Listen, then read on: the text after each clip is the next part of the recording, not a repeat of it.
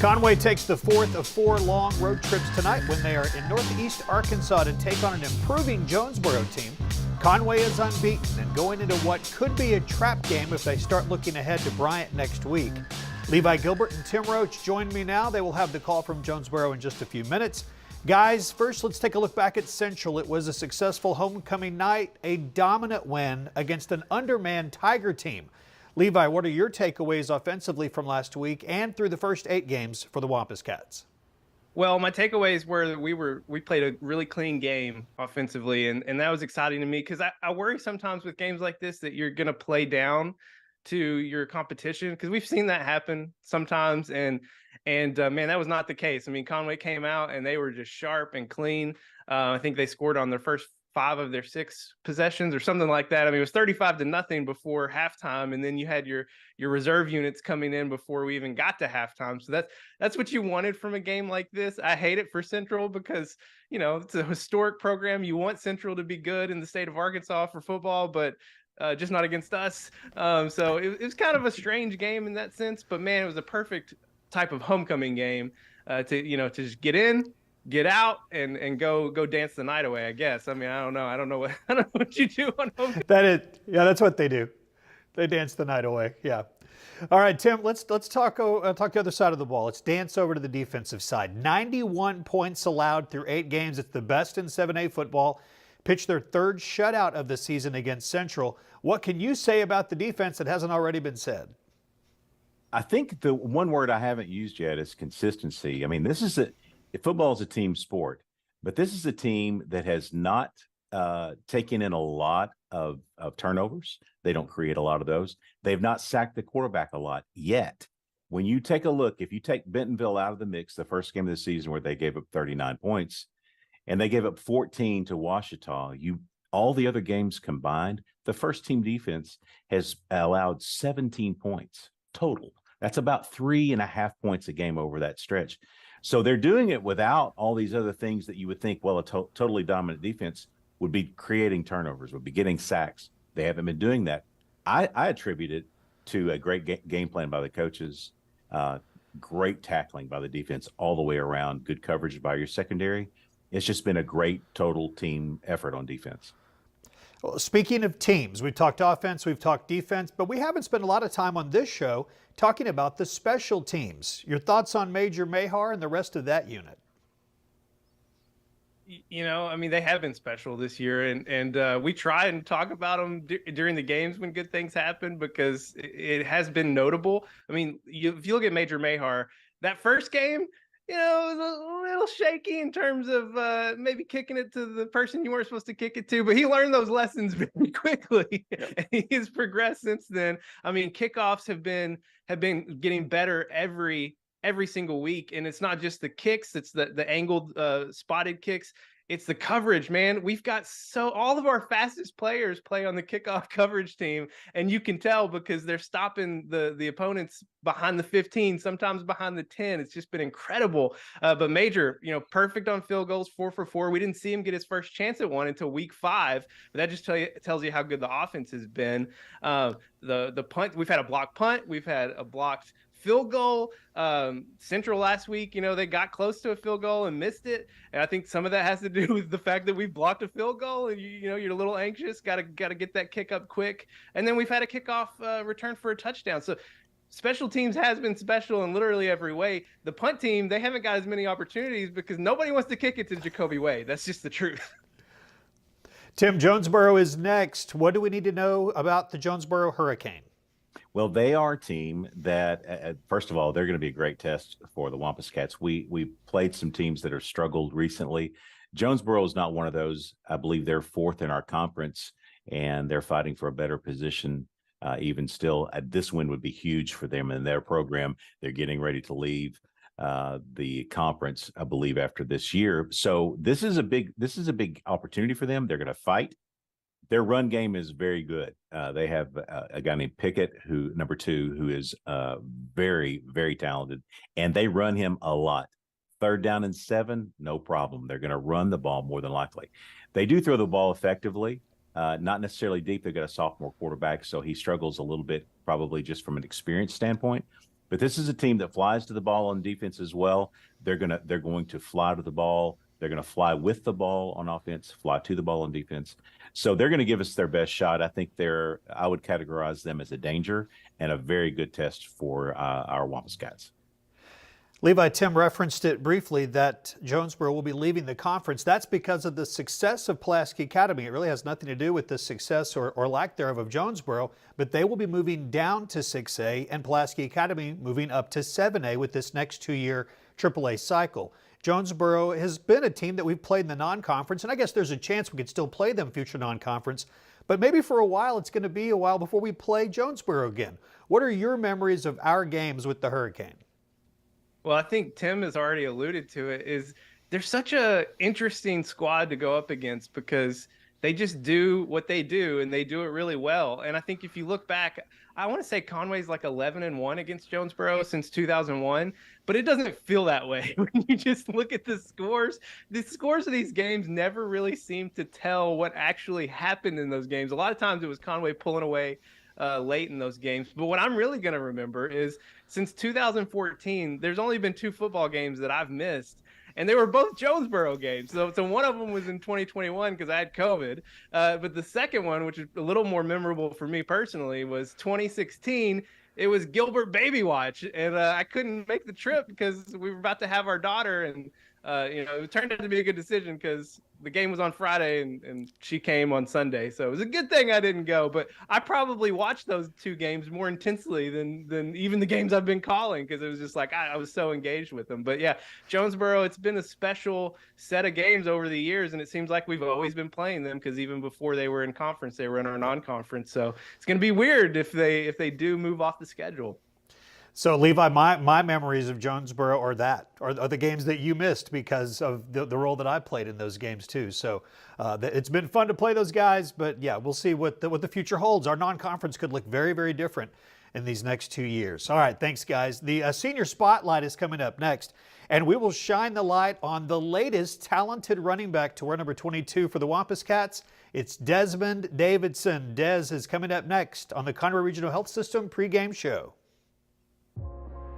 When you choose Conway Regional, you're choosing more than exceptional care.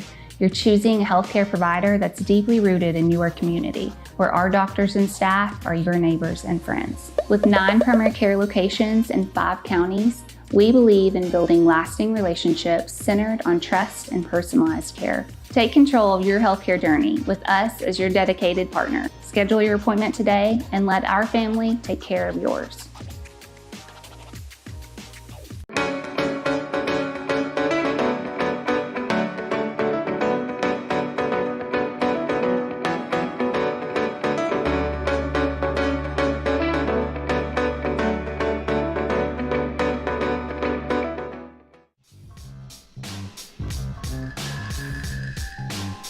Conway Regional Health System pregame show continues here on Conway Corp, and joining me now for the Senior Spotlight, Conway's leading rusher, it's senior running back Desmond Davidson. Des, welcome.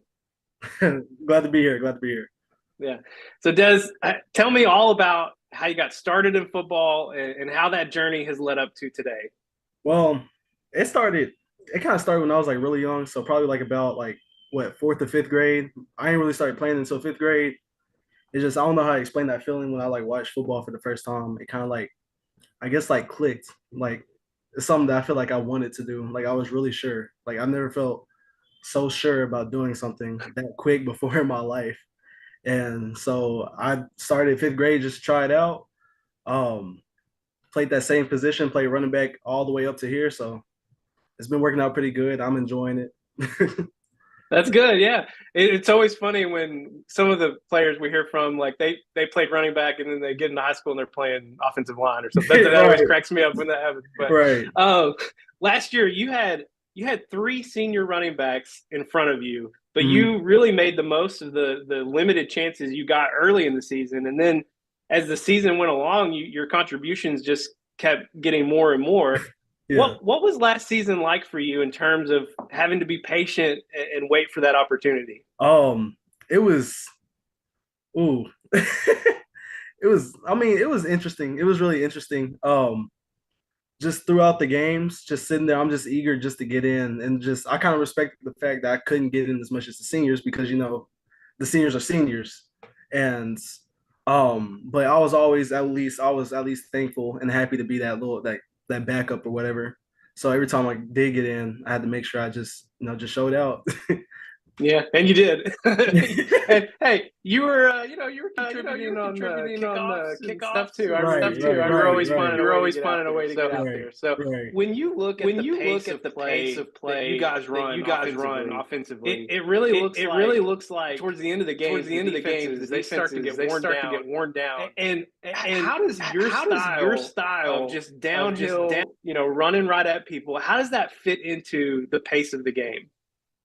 So how's it fit into the pace of the game?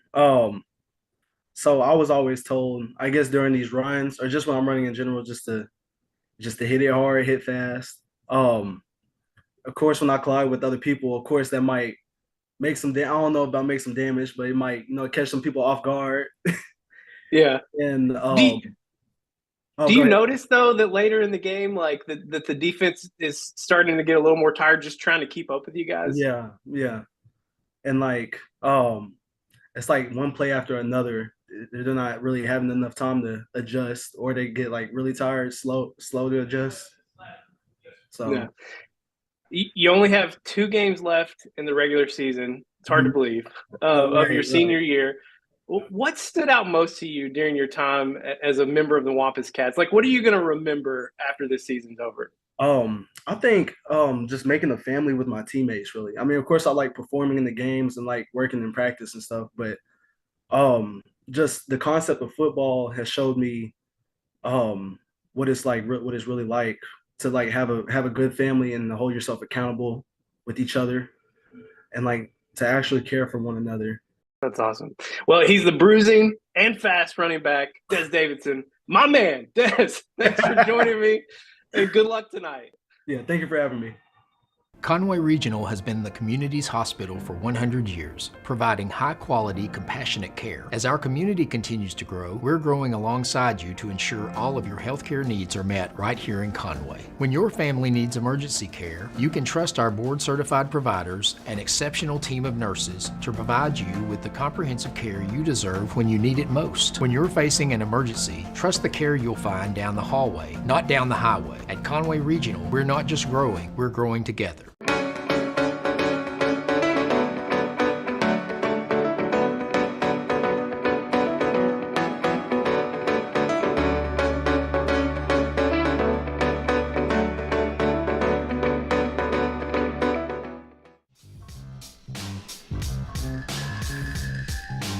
Welcome back. It's time now for the Coach Buck James Show. Coach leads the Wampus Cats on the road tonight to Jonesboro with the plan to go 1-0 this week and then turn all attention to Bryant next week. Let's join Coach now with Levi Gilbert. Thanks, Jeff. Coach, it was a great homecoming win for your Wampus Cats. They dominated early and often on the way to a 55-0 victory over Central. What are your thoughts on last week's game?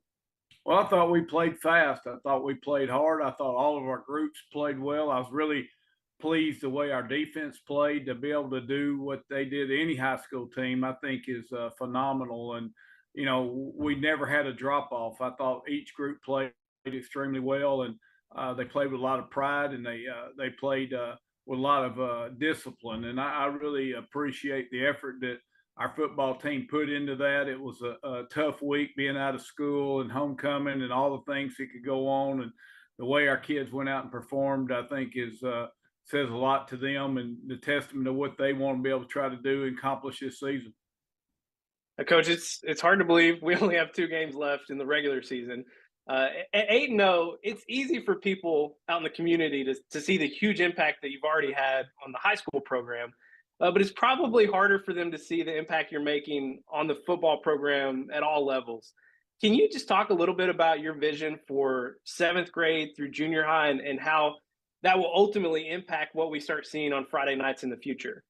Well, hopefully people will come and say that's one of the strongest, fastest, most disciplined football team they've ever seen. And, I think once we've been through a cycle of kids and they've been in the weight room, we were fortunate enough to get weights all the way 7 through 9 this year. And that's something that's been missing. And I think that's a big cog of what's been missing. And, I think physical strength, if you look at other sports, you look at golf or you look at tennis or you look at basketball and you look at the type of people that dominate that game, it's because they're stronger, bigger, and faster than everybody else. And I think that's what the Conway Wampus Cats can be. I think they can be one of the biggest, strongest football teams in the state. And once we get there and we get our system in, 7 through 12, I think we'll see dividends in what we're being able to do and try to do in the weight room, what we're doing in each program as far as developing kids. What I want to start seeing is guys who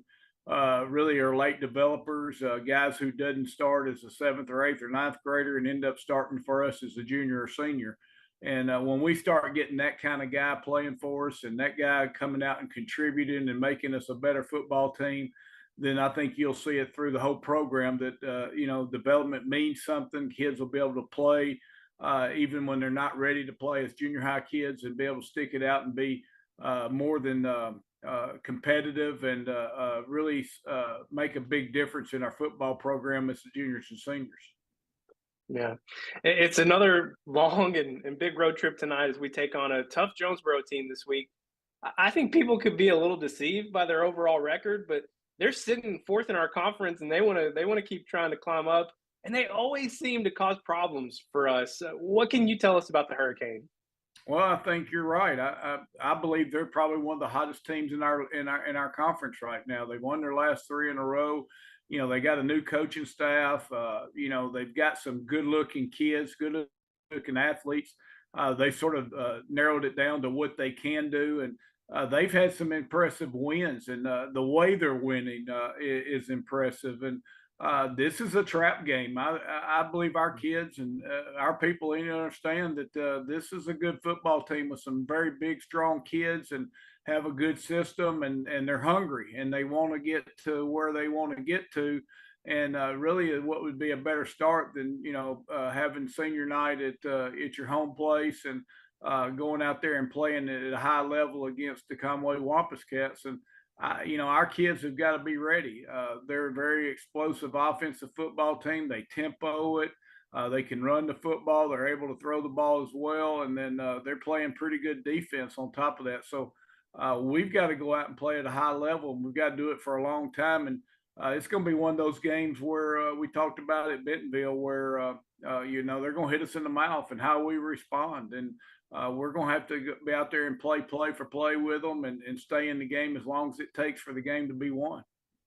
Yeah. It's our last road trip of the regular season. Coach, we appreciate your time as always, and best of luck tonight. Hey, I appreciate it.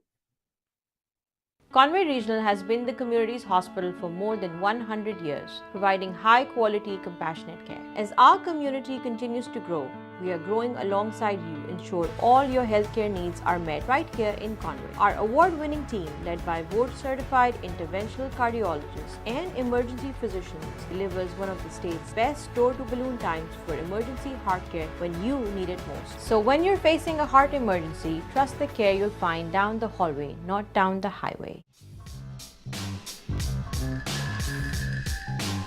All right, we're just moments away from kickoff in Jonesboro. The Conway Regional Health System pregame show continues now live from the stadium with the voices of the Wampus Cats, Levi Gilbert and Tim Roach.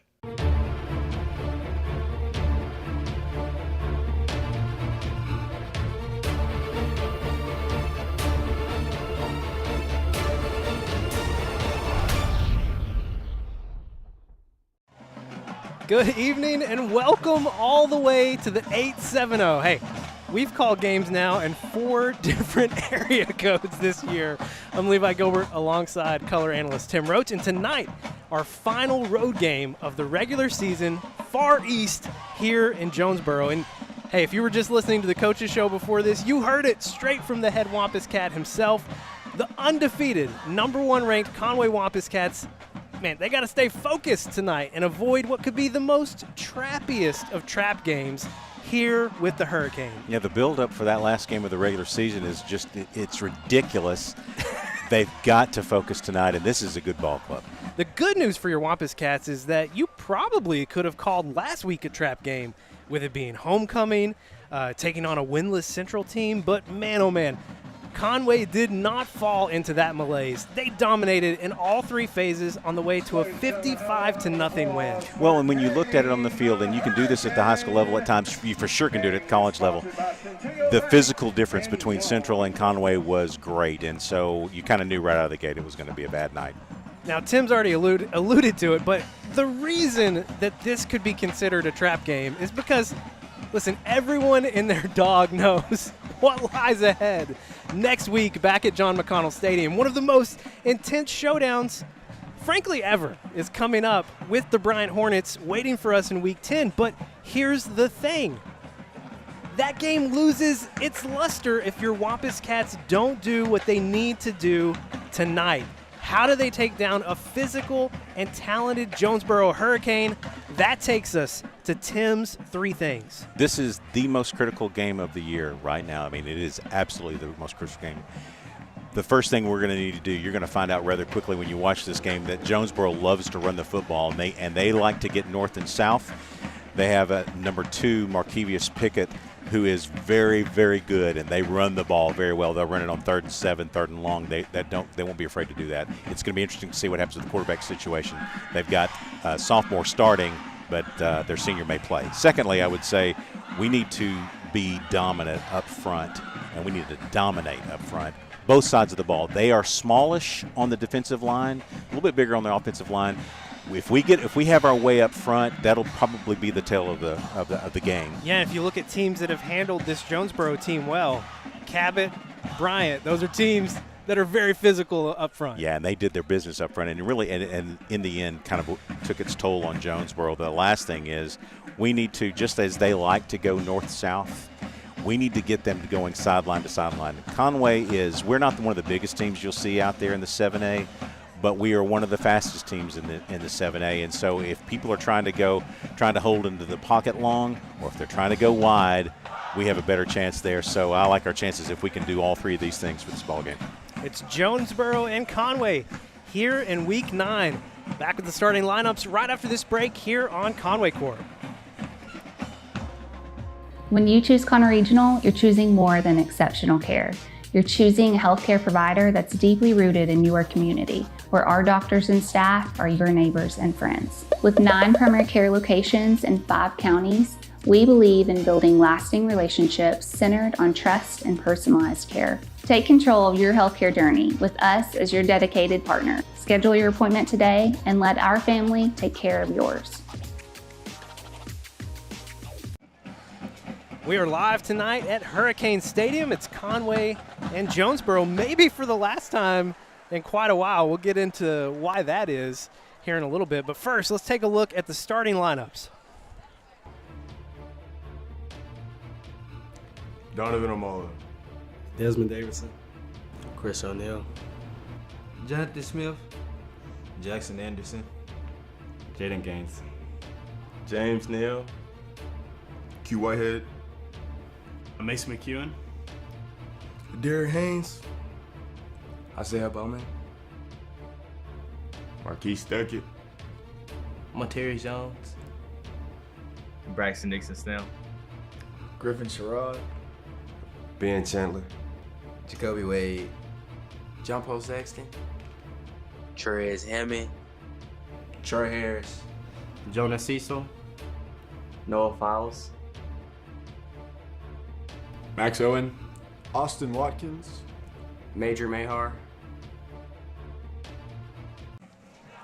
So a lot of changes of note tonight, especially on the defensive side. One change that we weren't able to get reflected in time just because it came in so late today, actually, is that Kylan Croft will be starting at right guard in place of Derek Haynes. But the changes we did have of note is Trey Harris starting at corner in place of Tice Carr, who was injured last week against Central. You've got Jacoby Wade moving to outside linebacker, and that brings Jonah Cecil in at that safety spot, his first start of the year. Yeah, some changes that there's a lot of things going on. We're not trying to figure out a lot of things. I think it is just getting the right people in the right spot. Look at our seniors, senior captains tonight.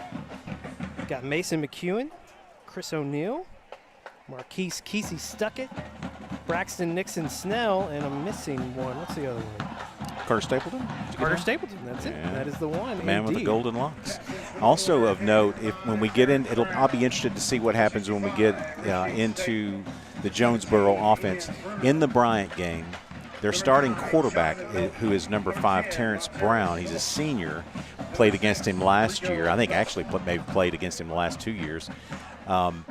He fractured his hand, his non-throwing hand in the Bryant game, late in the Bryant game.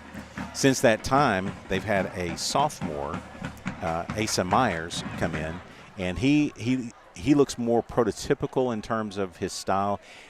They don't throw the ball a lot, and when they do, they're sometimes less than effective. They're not consistent. They are effective at times, absolutely, but it'll be interesting to see because in pregame warmups we saw Terrence Brown and Asa working out, so I don't know. So that's the question. And Who are we going to see and tonight? look at this. Yeah, Terrence Brown out there as a captain for Jonesboro. And if you look at him, I mean, Asa has thrown for 802 yards. Terrence has thrown for 799. So, I mean, he was their guy until he couldn't be. So. Right, and so they've done that pretty much in the same amount of time. It's about 3 or 4 ball games for either way. But to your point, I mean, Terrence Brown is out there at the snap, and he looked good in warm-ups. We are on the visitor side tonight, which is normal for us when we're on the road. I mean, we have a traveling circus. It takes up a lot of space. But I like it kind of reminds me of the North Little Rock game. We've got these interesting angles that we get to – being in the visiting stands, you're not getting quite as high up as you do typically on the home stand. So you get a lot more interesting perspective.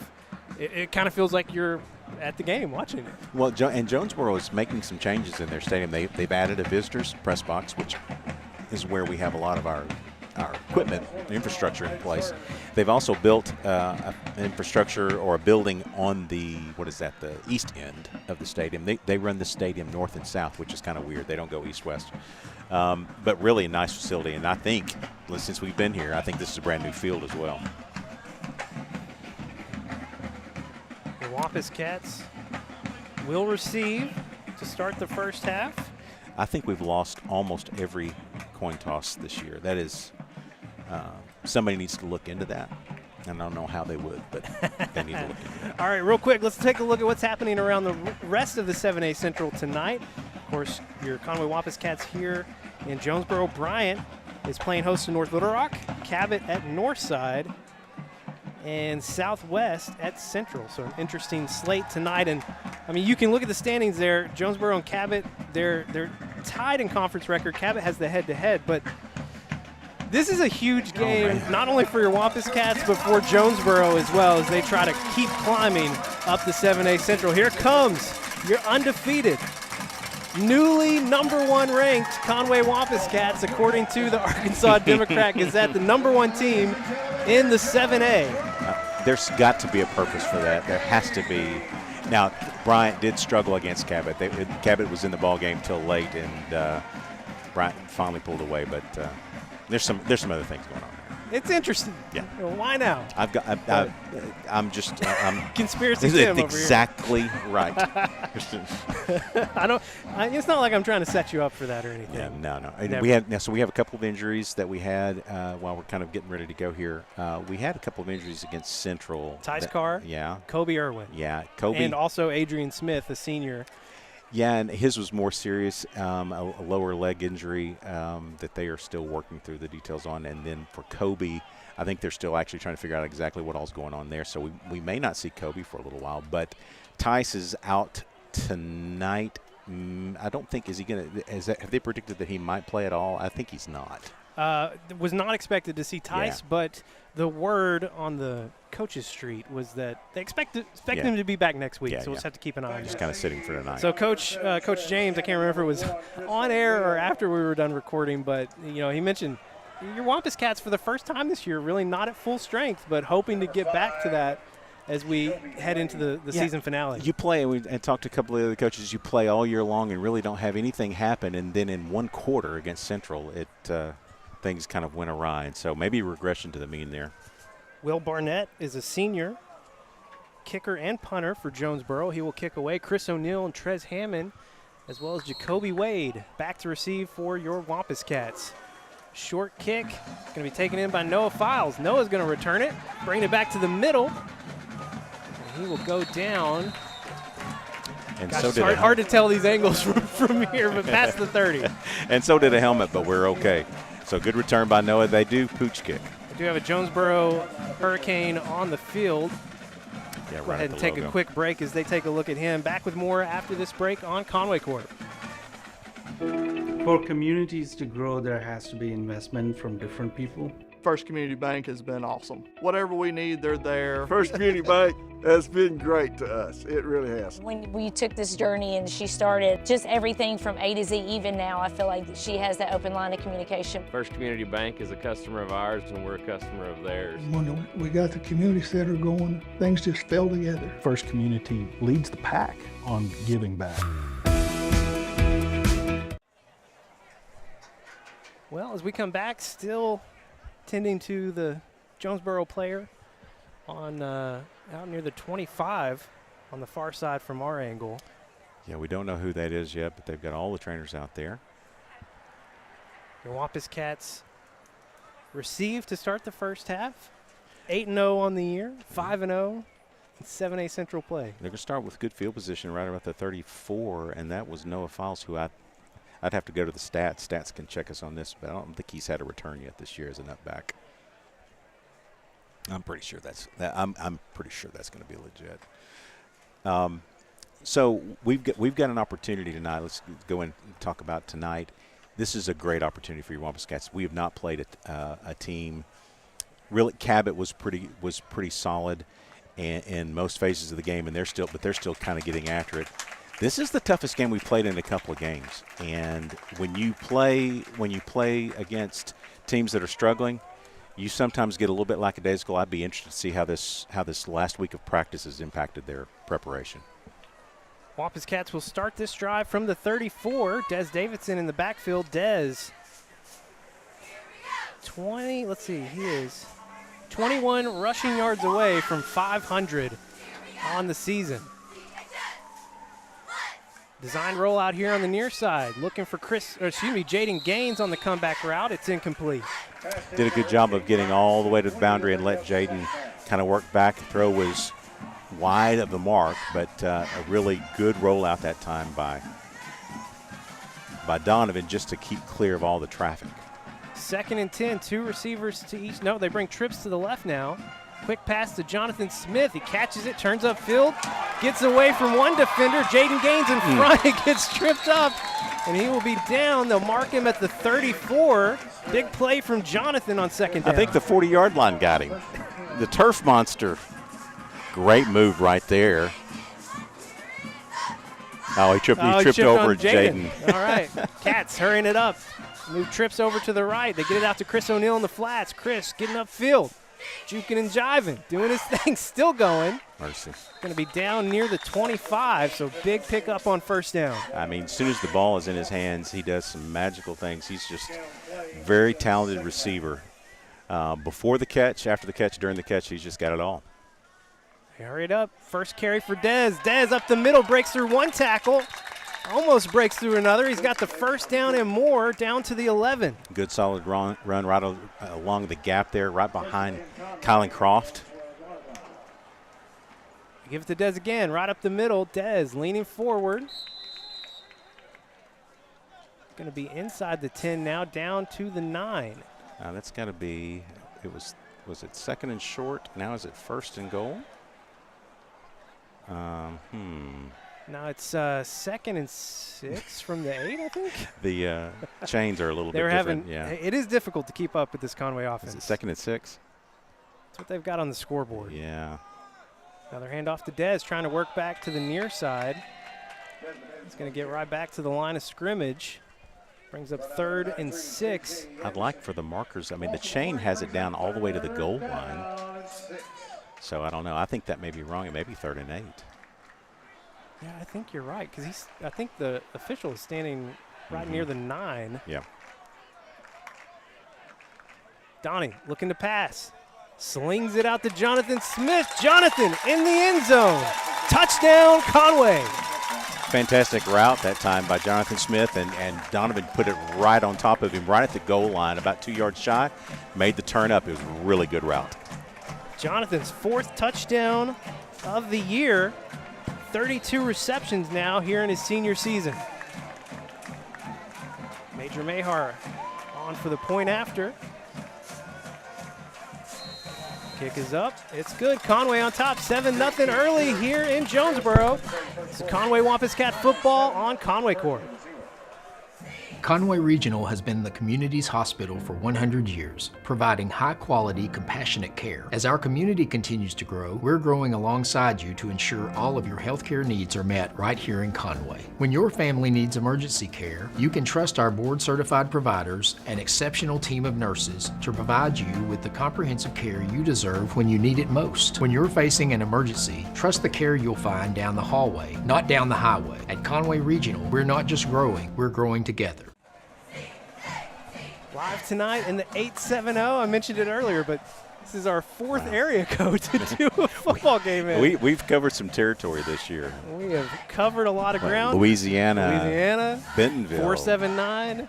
And listen, if things go the way we want them to go, this could be the last road trip of the year. Man, but let that be the case. Got to take care of some business tonight. I wouldn't mind a quick road trip to War Memorial. Well, yeah. I mean, that's just like it's backyard. Just down the road. That's backyard. Major Mahar kicks it away. Taken in. C.J. Williams. C.J. taking it back to the far side on the return. Stopped around the 23-yard line. Here comes your Wampus Cat defense.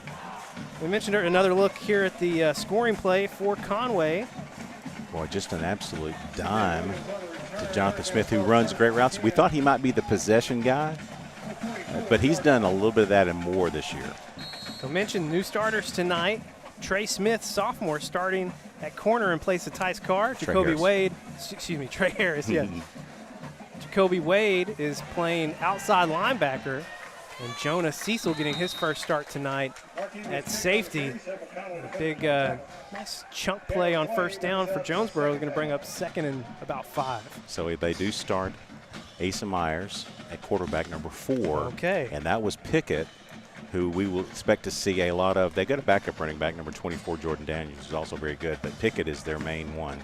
Kevius Pickett, a senior, closing in on 1,000 yards on the season. He's going to have a first down after this carry here. Well, close. I thought he did. Yeah, he stepped out of bounds a little bit early. Brings up 3rd down, yeah. Going to be short by about a yard, bringing up 3rd and 1. He's a dangerous guy. Now, what he will do is just like that. He will take it north and south, find that space, and then bounce it. Expect to see him again here. Jacoby Wade showing a little bit of a blitz. They'll bring Marion Taylor over. They give it to Pickett right up the middle. Ooh. Man, stopped right near the line of scrimmage. I think he lost a little bit there. That was a play. Who was that? Is that Stuckett? Kesey Stuckett coming off the line, nodding his head. Ben Chandler as well. It is 4th down. That's a tough spot to start the game and go for that, even though you'd like to. What a way to stand up on the first possession here for Jonesboro. Conway defense getting a stop on 3rd and 1. And that was bang as well. I mean, that's just defensive line doing its thing. Jacoby Wade back to receive for Conway. Will Barnett in to punt. Jonah Cecil almost got there. Jacoby Wade takes it in, gets out on 1 tackle, bringing it back near side, got blockers in front, using his speed, cutting back to the middle of the field. Ball came out. He jumped on it. What a return from Jacoby Wade. Got a little too exciting at the end, though. He's a football dude now. Yeah, got a little excited. Take the ball with you whenever you go. That's the first rule. What a great cut to the wide side. Got out of the initial tackle. And I will tell you again, you see some things in the return game, lots of penalties in the return game. Sherrod that time did not block his guy, stayed off of him, and did a great job of not making contact. Good start. Wade said thank you. Yeah, I'll good flash starting the field speed position here. Caden Henderson going to get his first look tonight in the backfield next to Donovan Amalo. They'll run 2 receiver stacks. Well, now Jonathan Smith going out a little bit. Donnie looking open. over the middle for Jackson Anderson. Nailed it. 31 yards to Jackson Anderson. Boy, that is, again, the second dime to wide receiver at the goal line. Jackson Anderson ran a great route, but right at the spot, Donnie just dropped it on him. Excellent pass. 6th time this year that Donovan Omalo and Jackson Anderson have connected. And it's a one-play quick strike for your Conway Wampus Cats. Extra point is up and good. 14-0 Conway getting the quick lead here in the first quarter.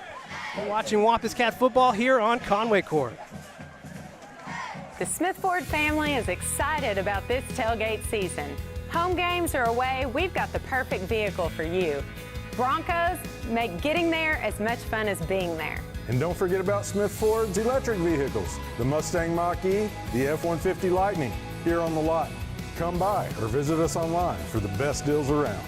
With the Smith Ford family, we won't be undersold.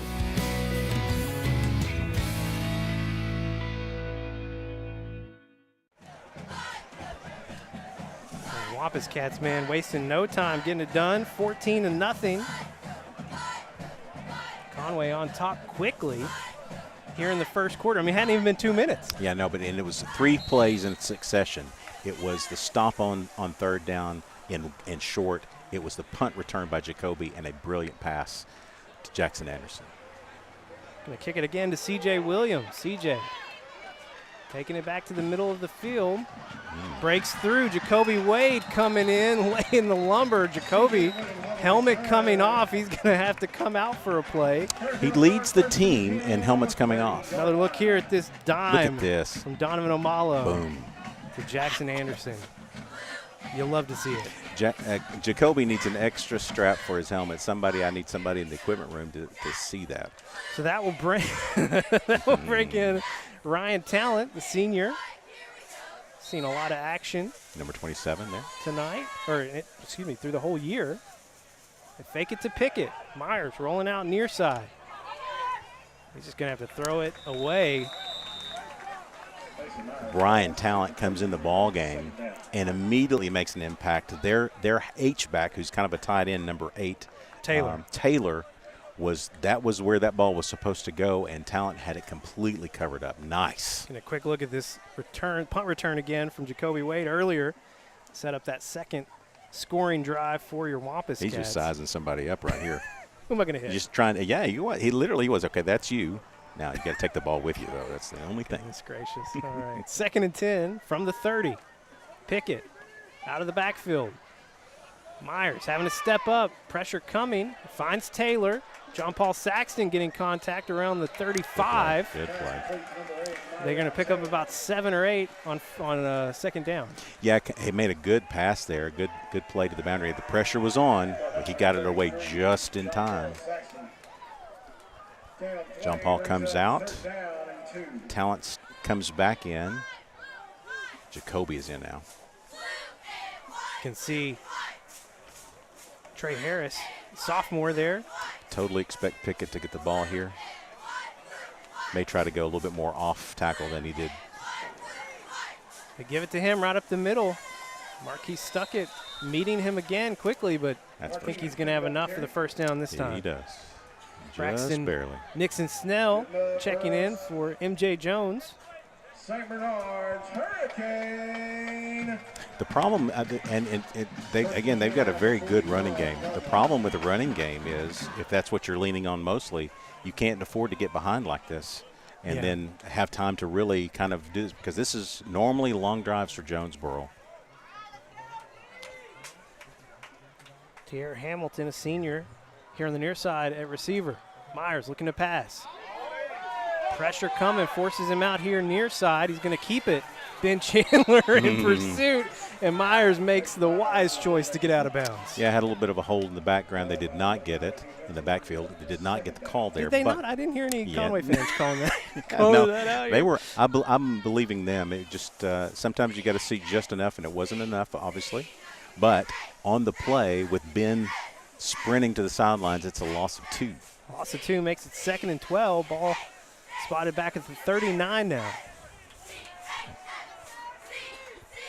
Another pass. They're going to flip it out to Pickett.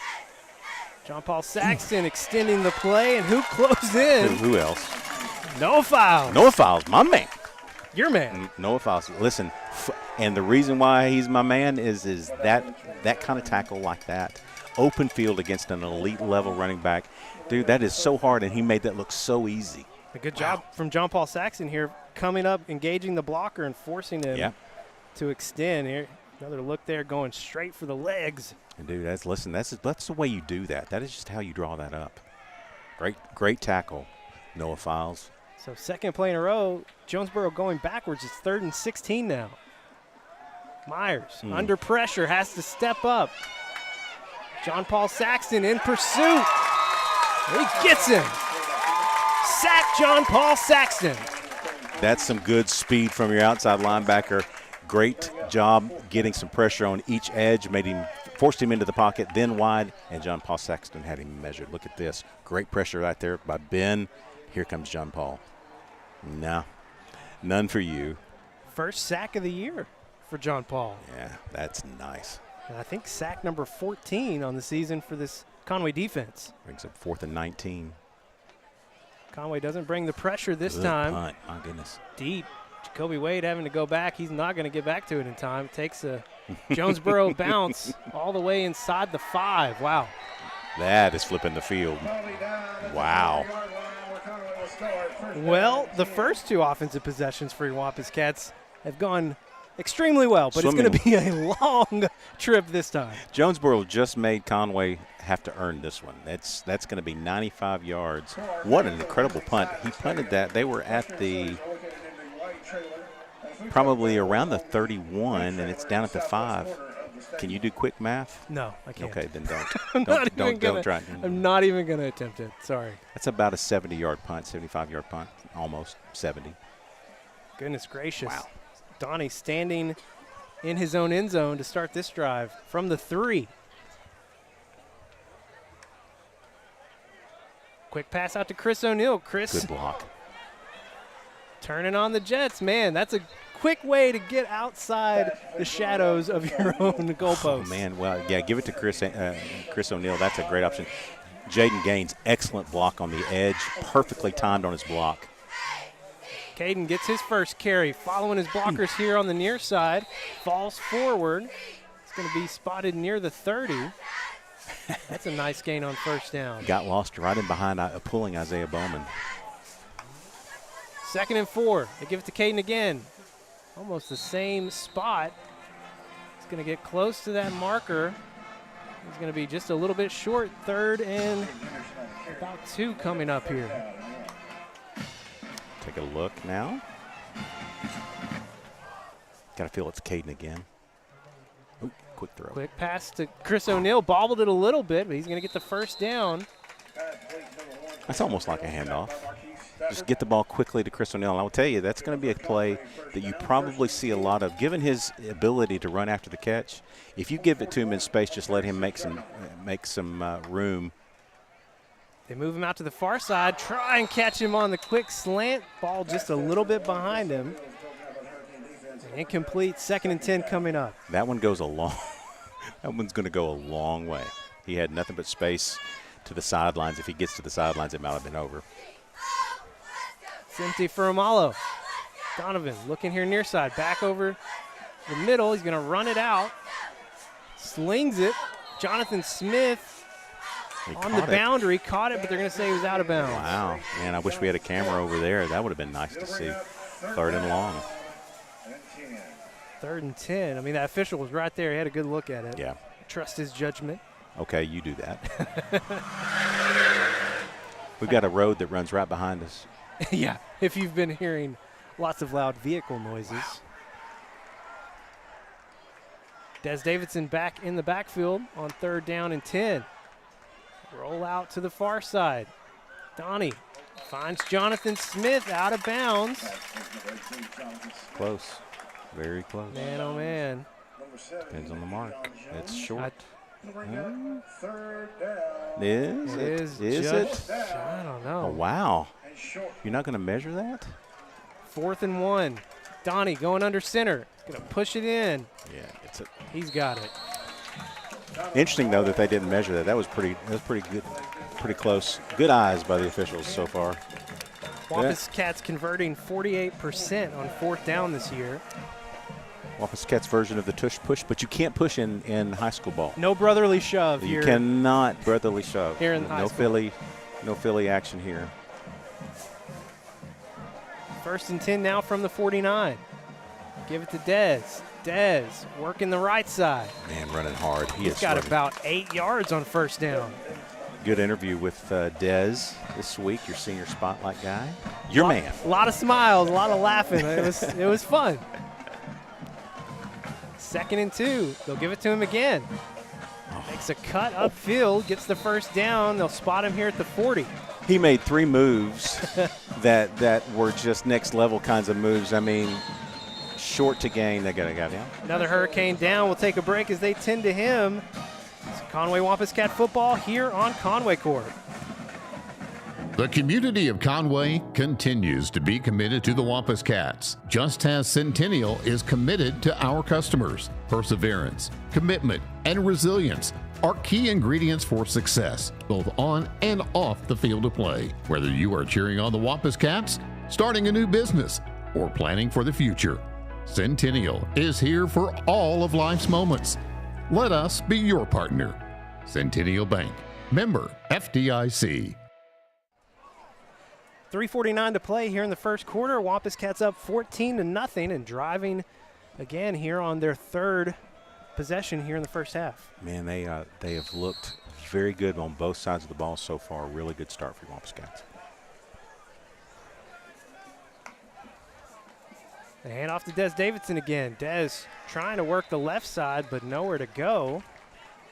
That is Cordarius Miles, a junior, with the stop. Yeah, and Marquise Stafford there, the outside guy. And they run this. They run a 3-base up front, but they will shoot gaps. You see a lot of teams do this against the Wampus Cats.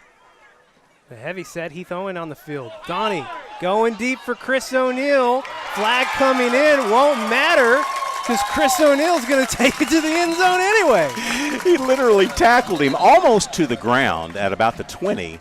And finally got the call, but man, he stayed with it. Chris O'Neal did, fought through it, and the ball hung up just at the right spot. The Wampus Cats, of course, will decline.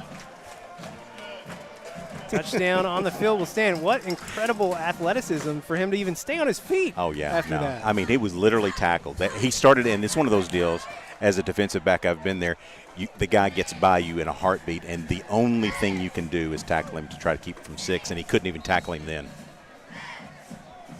The Cats an extra point away from going up 21-0 here in the 1st quarter. And they will do just that. Conway up big here in the 1st quarter, 21-0. Conway Wampus Cat football here on Conway Corp. Hi, I'm Jeff Matthews. You've probably seen commercials like this one for Conway Corp TV, our streaming video service. And maybe you thought you would get around to calling and making the switch. Well, I'm here to remind you to make the call. Now is the time. Stream your favorite channels of live TV at home or on the go on the Conway Corp TV app. You'll love innovative features like Restart TV, Replay TV, and the Cloud DVR. Call us at 501-450-6000 and make the switch to Conway Corp TV today. Well, either way, I mean, come on. This is sorry. We're just astounded by what's going on here. Donnie has like maybe three missed passes, and but he is absolutely and even on that throw right there, he saw all the contact. And he didn't let it go till Chris was past it. You're right. 3 incompletions. He's 8 for 11 here in the first almost 9 minutes of the game, and 154 yards, 3 touchdowns to 3 different receivers. Spreading the wealth. Everybody is enjoying the time. Wow, great kick. So they marked the penalty off on the kickoff. Okay, so Major Mahar able to kick that into the end zone. That was an elite level catch. I mean, and a great throw by Donnie just to throw it up and give him a chance for it. But Chris, I don't know that we're going to be able to see it. But right about he does a change of pace, and literally gets tackled. You see that number 5. He got to the turf. He went to the turf, but Chris did not. Terrence Brown will start this possession for Jonesboro. Senior quarterback. And he'll keep it. Right up the middle. He's going to pick up a little chunk here on first down. Picked up about 4, and again, he's the guy. He's the senior leader of this team, and if he's healthy enough to do it, he's a danger to run the ball. He can throw it, and he and Pickett have made a lot of people miserable in their season. They are very, very good running the ball. Well, we're not the only team up 21-0 in the first quarter. Bryant up 21-0 on North Little Rock. Oof. 2nd and 5. Brown sets his feet, has to roll out the other side. He's going to loft it up. Jonas Cecil right there. Someone flew in at the end. Did he get it? No, he did They're not. going to say incomplete. There were about 3 or 4 guys over there. Ben that Chandler thought he got it. Here, let's get a look here. So great job here by, is that Kern? Kern, yeah, turned him the other way. Good pressure. So you get, Jonah goes up, bobble. Yeah. Okay, it hit the turf. Yeah. I hate to say it, but it's true. Okay, they were right. But flying to the ball, everybody's flying to the ball. Good stuff there. 3rd and 5 from the 25. Man coverage down here with Trey Harris. Braden Sledge is who Harris is on. And he looked like he Yeah. went a little early. A little quick. I don't think he was the only one, though.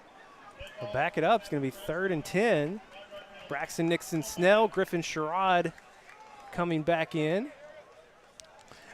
So, I mean, I know that he's the regular guy, but he's been out for at least 3 games. And so sometimes the cadence gets off a little bit when you have a new quarterback in, especially in game.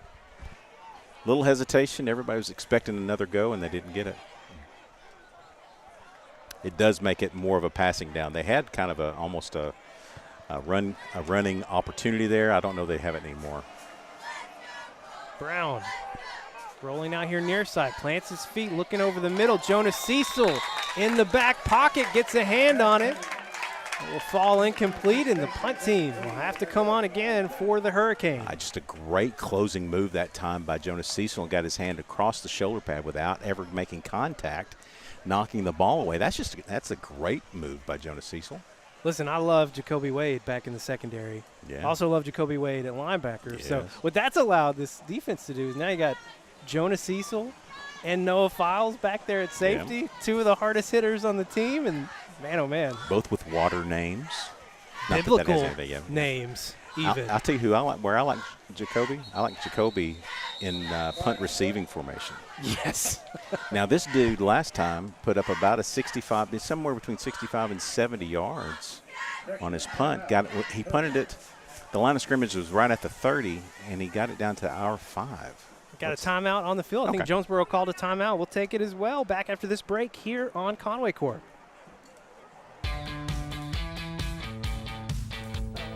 Goodbye, 9 to 5. Hello, startup. So long, IOU. Hello, settled up. So long, someday. Hello, moving day. Finance and grow a business. Easily pay friends. And quickly check loan status with digital tools from Arvest Bank. Goodbye, limits. Hello, possibilities. 2:13 to play as we come out of this break here in the first quarter. Wampus Cats been great on really in all 3 phases so far. 21-0 tells the tale. Yeah, it's the only thing. I mean, who would have expected a booming kick like that? And so now he is. He's back deep. He's at Jacoby, the 35. Yeah, he's back for another 60-yarder. Will Barnett on again. High snap, can't control it. Noah Files in the end zone. Oh, they're going to mark him at the 1. Oh, that's even better. So no safety. Instead, will be right at the 1 as your offense comes onto the field. That's next level field position provided by Noah Files. Bad snap. High snap got over the top. He couldn't. All he could do is try to make something of it, and it had no chance, poor guy. But boy, Noah Files cleaned it up. Watch this. High snap. He goes back to get it, and it's Noah is already there. But see, this is the thing I've been talking about this year. I think the biggest difference in this defense is in one-on-one situations like that sure sound tackling. We've seen it all year. Oh, yeah. It's the one thing, and I think we talked about it in the pregame, it's the one thing that I think has made the difference on the team because we're not getting the turnovers. We're not getting the sacks. We're just tackling. Heavy set in. Des Davidson in the backfield. Give it to him right up the middle. Des, quick work. Conway scoring on the first 4 offensive possessions. This time, Des Davidson on the ground. Yeah, really good gap. I mean, it didn't have far to go, but there was a nice hole there created by the offensive line. Mason McEwen, Colin Croft right up the middle. That's touchdown number. Well, is it really touchdown number 10 on the year for him? It is. Oh, He had man. 9 coming in. 10th touchdown on the ground for Des Davidson. Man. Your man. Conway up 28-0. Back after this break on Conway Corp.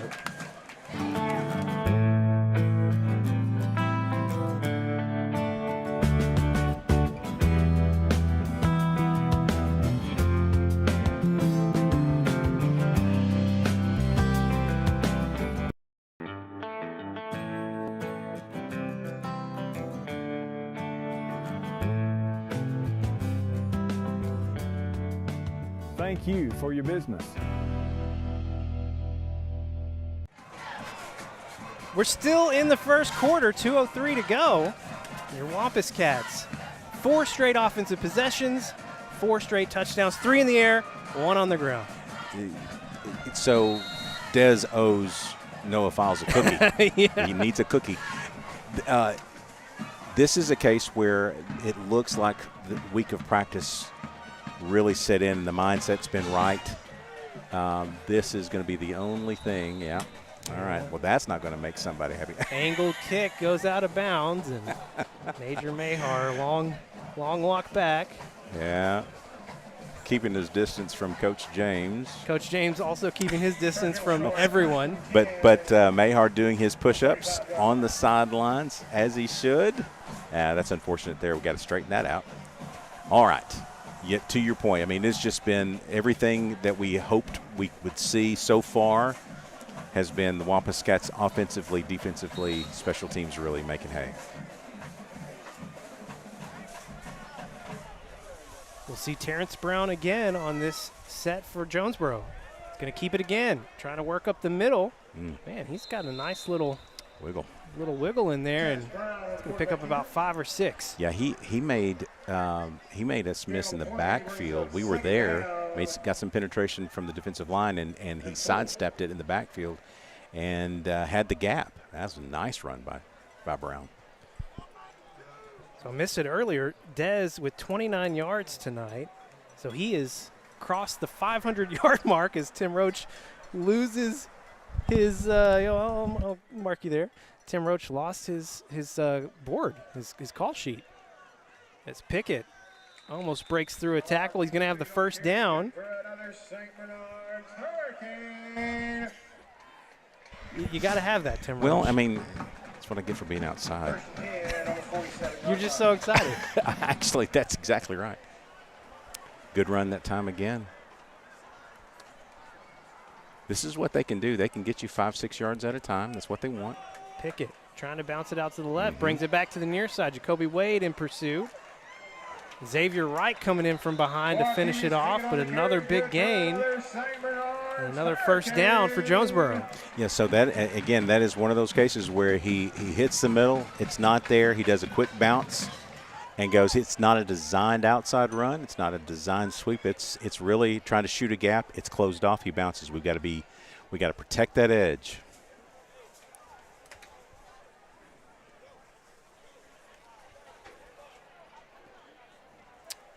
We have, who do we have out there? We have Kearns out there. Yeah. And Caleb Ekman. Kern.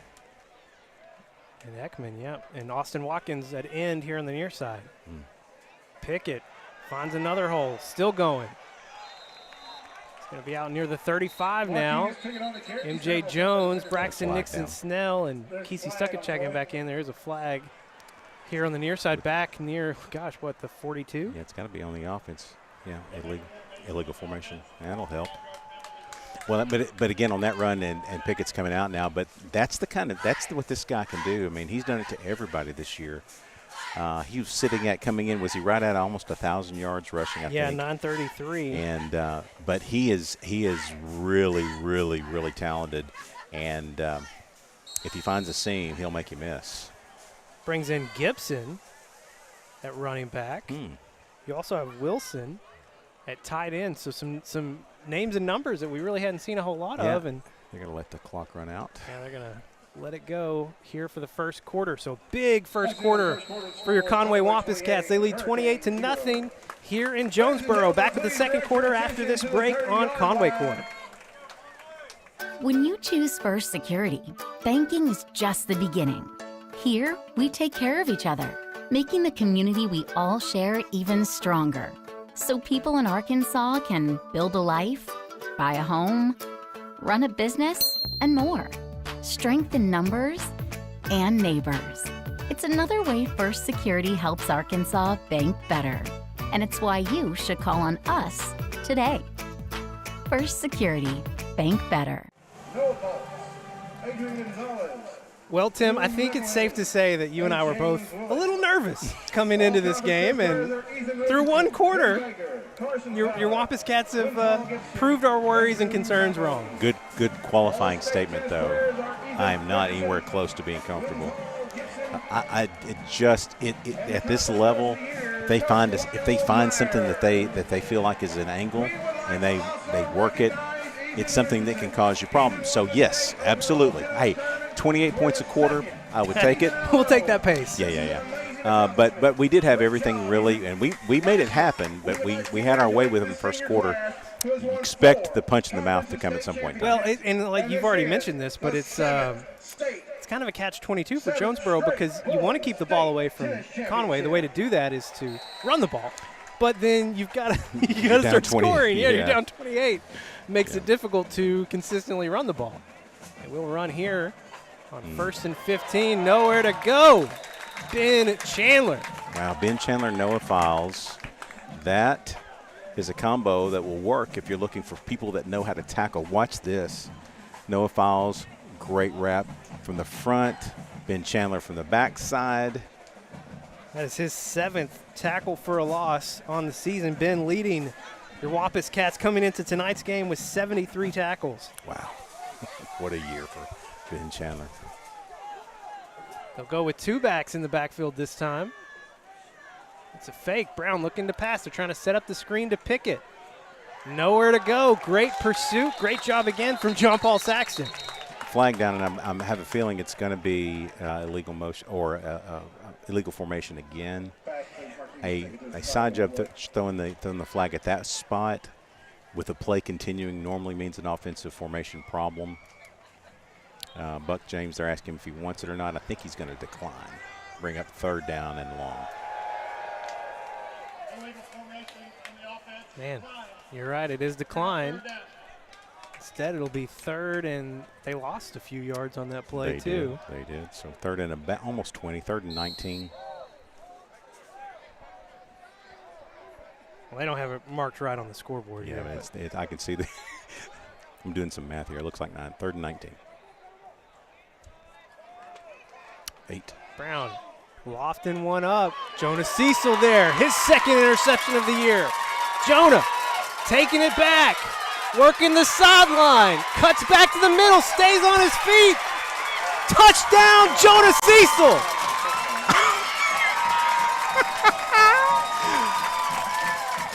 That is 80 yards of goodness. 80 yards of solid goodness provided to you by Jonah Cecil.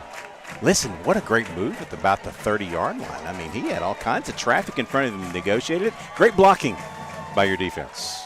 Our camera guys doing their best. We got a lot of obstacles in the way here. But man, oh man, what an electric play. Jonah's 2nd interception of the year, 8th interception from this Conway defense, and the 2nd one that's been taken back to the house for 6. And it's Jonah Cecil's 2nd touchdown. He had one in at Springdale in 2 years ago. I think it was just last year. Was it last year? Yeah, that's right. It was at Springdale. A fumble recovery. It was our first turnover of the year. We returned it for a touchdown. Jonah making the most of his first start of the year. Wow. Extra point is good. Conway up 35-0. 10:44 to play here in the first half. Back after this break on Conway Corp. For communities to grow, there has to be investment from different people. First Community Bank has been awesome. Whatever we need, they're there. First Community Bank has been great to us. It really has. When we took this journey and she started just everything from A to Z, even now, I feel like she has that open line of communication. First Community Bank is a customer of ours, and we're a customer of theirs. When we got the community center going, things just fell together. First Community leads the pack on giving back. Man, oh man, Scott Stats Taylor having to work overtime at home. All the scoring. Don't miss it. Here in the first half, 35-0. It's just something. I mean, we saw earlier this year your Cats scored 35 points in a single quarter. They almost got to that mark. 15 seconds in. Yeah. Took them a little bit longer, but they did get to 35 already here in the first half. It's been offense, it's been defense, it's been special teams setting up short fields twice for the Wampus Cats. And I mean, the biggest play for Jonesboro so far has been about a 12-yard run.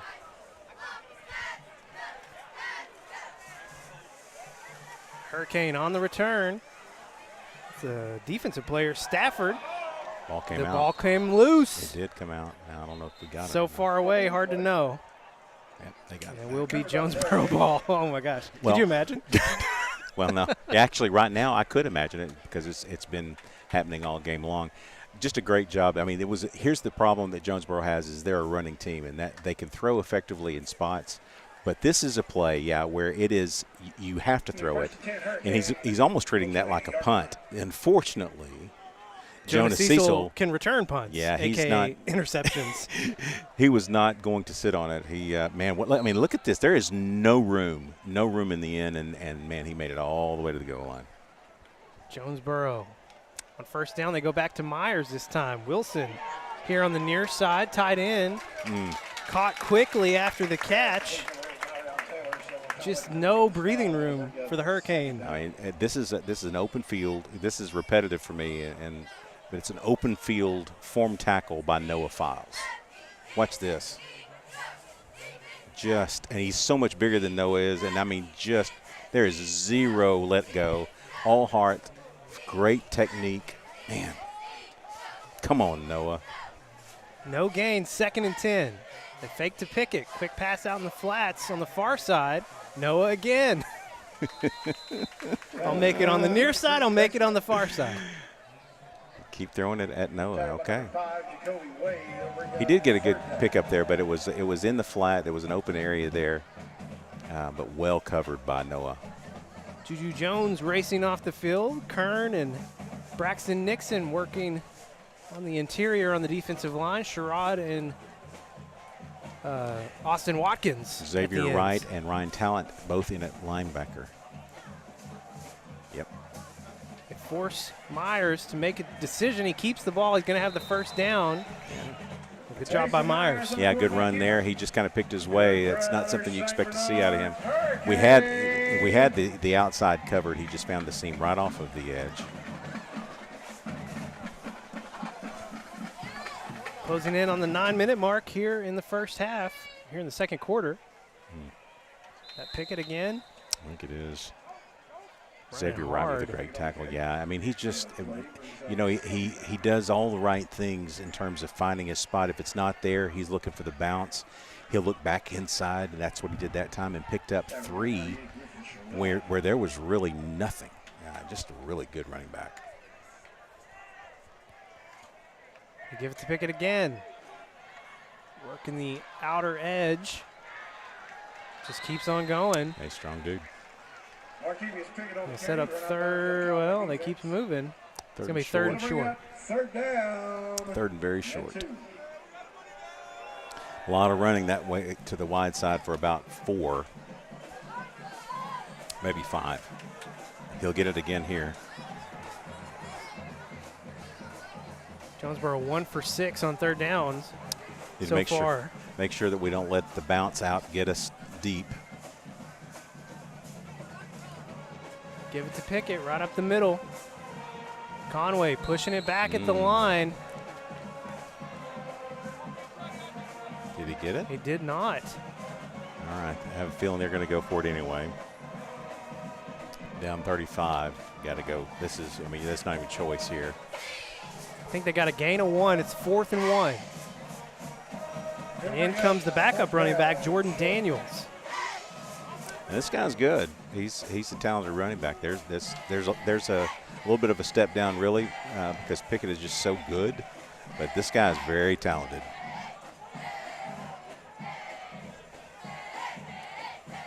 Give to Daniels, nowhere to go. Behind the line, turnover on downs, Conway. What a tackle. Who is that getting up? Griffin Sherrod and Ryan Talent. Is that who that is? I think so. Ryan Sherrod Talent's there. coming off the outside edge and just wrapped his legs around him. He's done a little time in the rodeo arena, it looks like. That was a next level stop. Great job by your defense.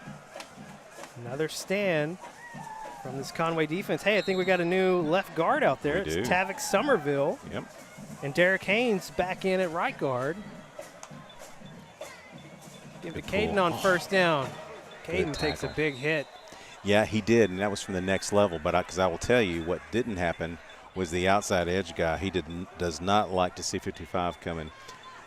Somerville really had a good block there. Unfortunately, the linebackers came up to fill the gap. It's good to see Somerville back in. He may have played last week, but there were a couple weeks he was out. So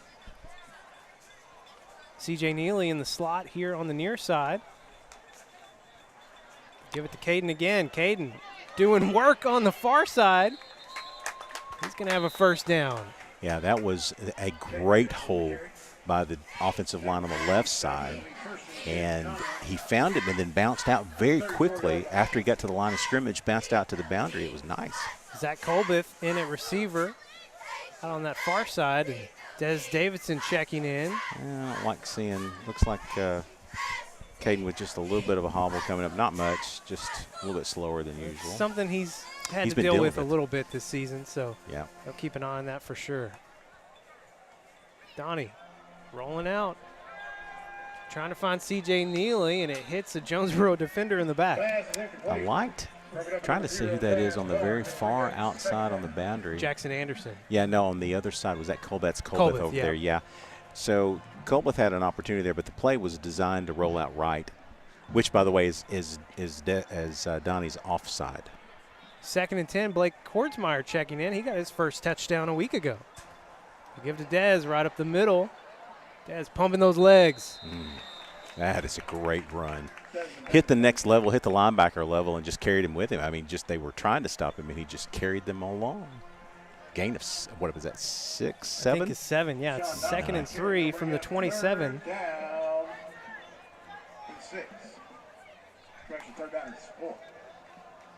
Ooh. Dez making moves. And had what a lane over there too. Oh man, yeah. The offensive line right now is, and it's something that we talked about, is having a dominant performance from your offensive line. They're really doing it right now. First down. Quick pass trying to connect with Neely. It's incomplete. That's okay. Backside throw. I think Donnie said, yeah, it's my fault there. Just a little bit of the backside throw. Listen, Neely's going to, man, yeah, this guy's really good. Brings Chris O'Neill back in. First time we've seen him on this drive. Colbeth still out there wide. Jackson Anderson to the boundary. Now Dez. Empty set for Donovan Amalo. Donnie flushed out here to the near side. He's just going to keep it. He takes off.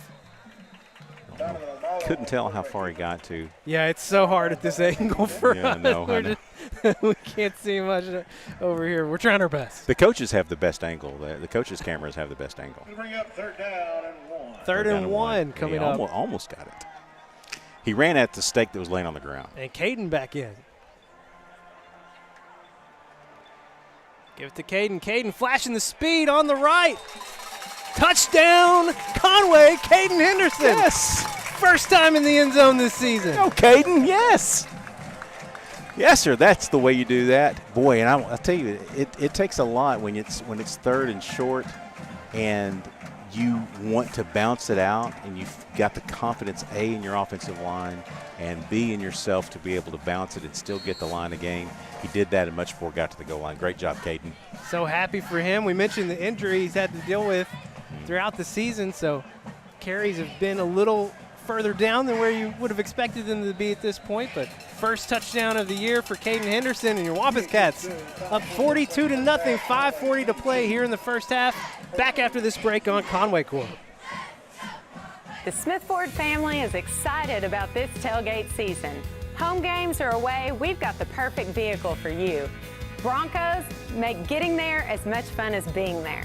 And don't forget about Smith Ford's electric vehicles, the Mustang Mach-E, the F-150 Lightning, here on the lot.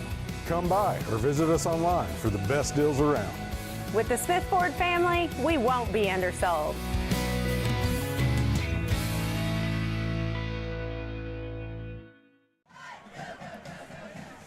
Well, Tim, I'm a little stunned. I don't want to sound like a naysayer, a doubter at all, but this trap game. I did not expect the score to be where it is at this point in the game. I just thought Jonesboro, on paper and the film we saw, talented, and but your Wampus Cats, they have been dominant here in the first half. That's the word, Levi, is dominant. I mean, every phase of the game they've just dominated and really just kind of crushed the hopes of Jonesboro here in the first half.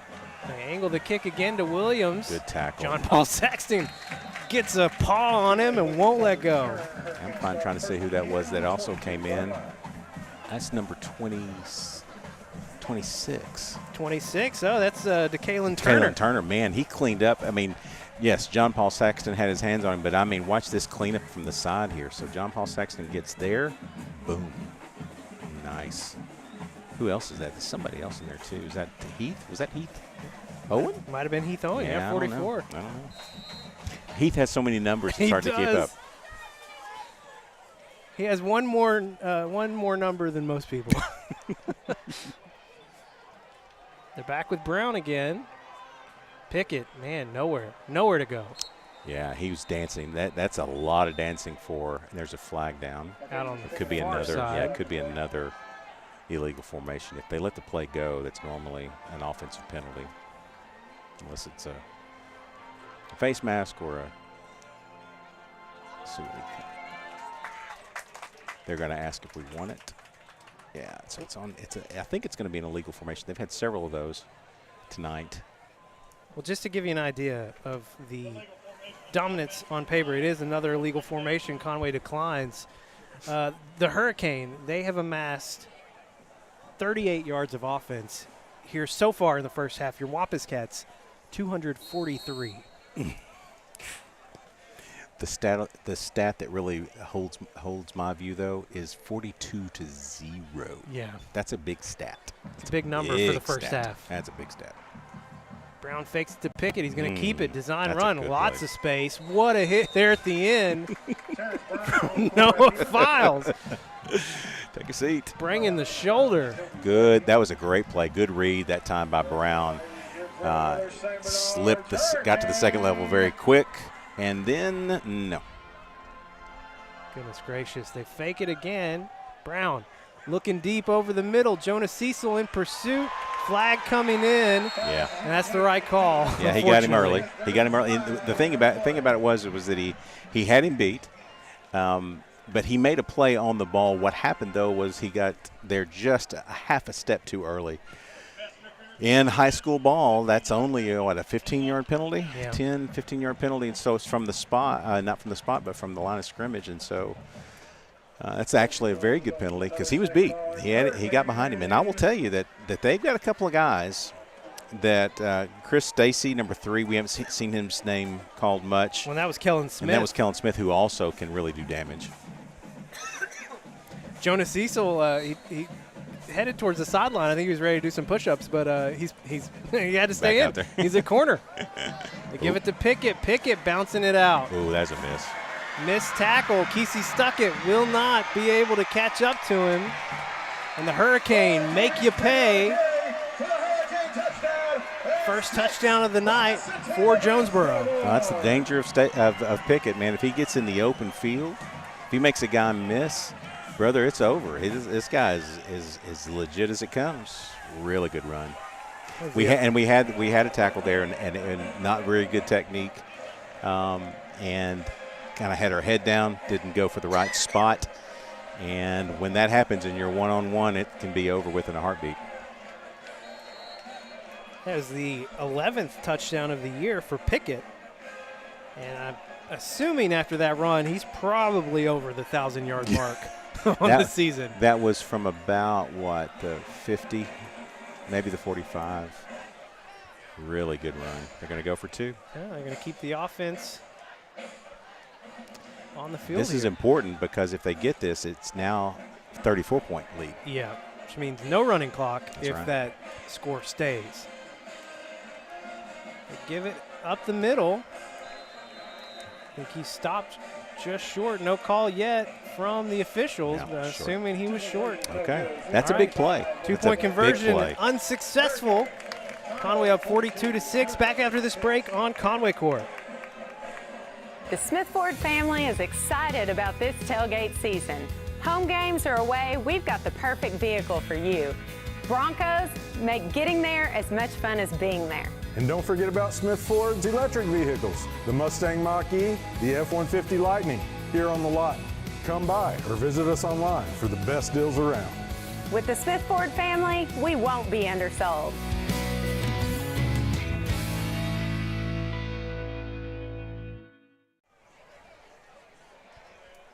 Well, big play capabilities from this Jonesboro Hurricane, and 1 missed tackle and 6 points on the board. Yep. Yeah, and it's, again, really important, I think, for us to answer here for a lot of reasons. One is you have a letdown defensively. You want the offense to really get rolling again and don't want to see the tide turn. And then secondarily, you'd like to see the running clock. Different kicker in this time. Squibb. Going to have to, it's just going to go out of bounds, so it's going to be a flag. Yep. That was the defensive lineman, E.J. Phillips. Wow. Well, you know what? I think I saw him last year.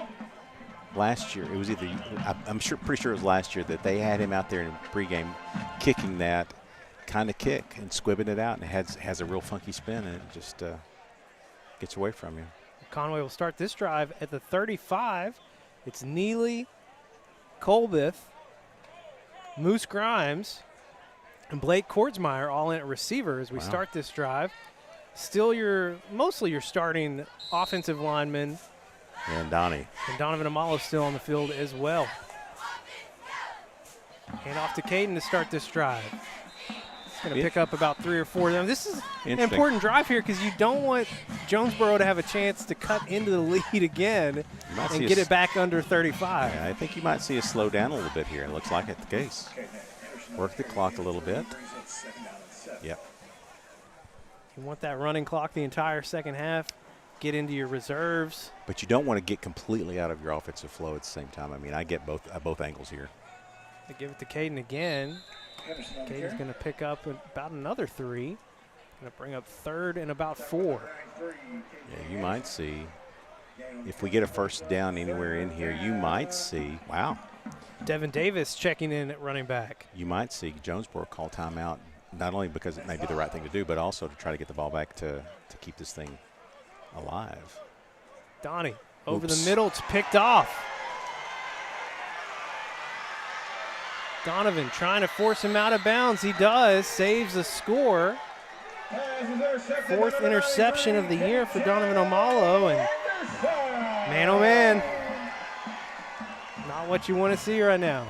No, the tide has definitely turned. I mean, he threw it basically right to him. He was going for Blake Kordsmeyer in kind of a quick slant here, and the linebacker stepped over to the side, made the play. He never saw him.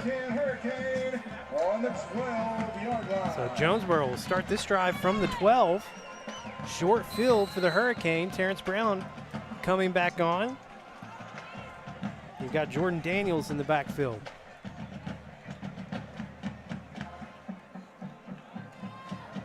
Brown going to keep it. Whew. Hit a little hesitation step, but no hesitation from your Conway defense. Yeah, no. I mean, that was – wow. Griffin Sherrod in there. Ben Chandler. Gain of just 1 makes it 2nd and 9.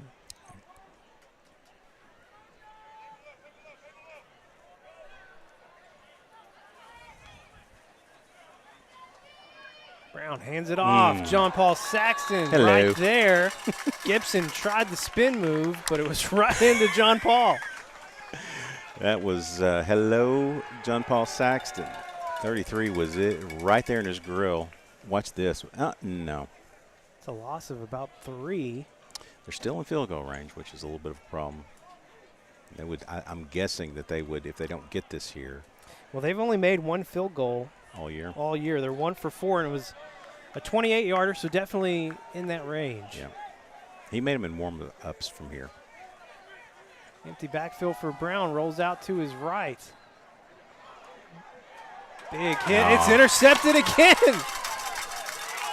John Paul Saxton this time. There's a flag. Going to be what we expect to maybe be a roughing the passer call. It will be, unfortunately. And I think, to be honest, I think it was a good call. We got him up high. Griffin just late. It was just late. Just a hair late. Yeah. That's a good call, and that you won't hear that from me very often, but that is the right call. So it erases the interception. Sorry, John Paul. Wow.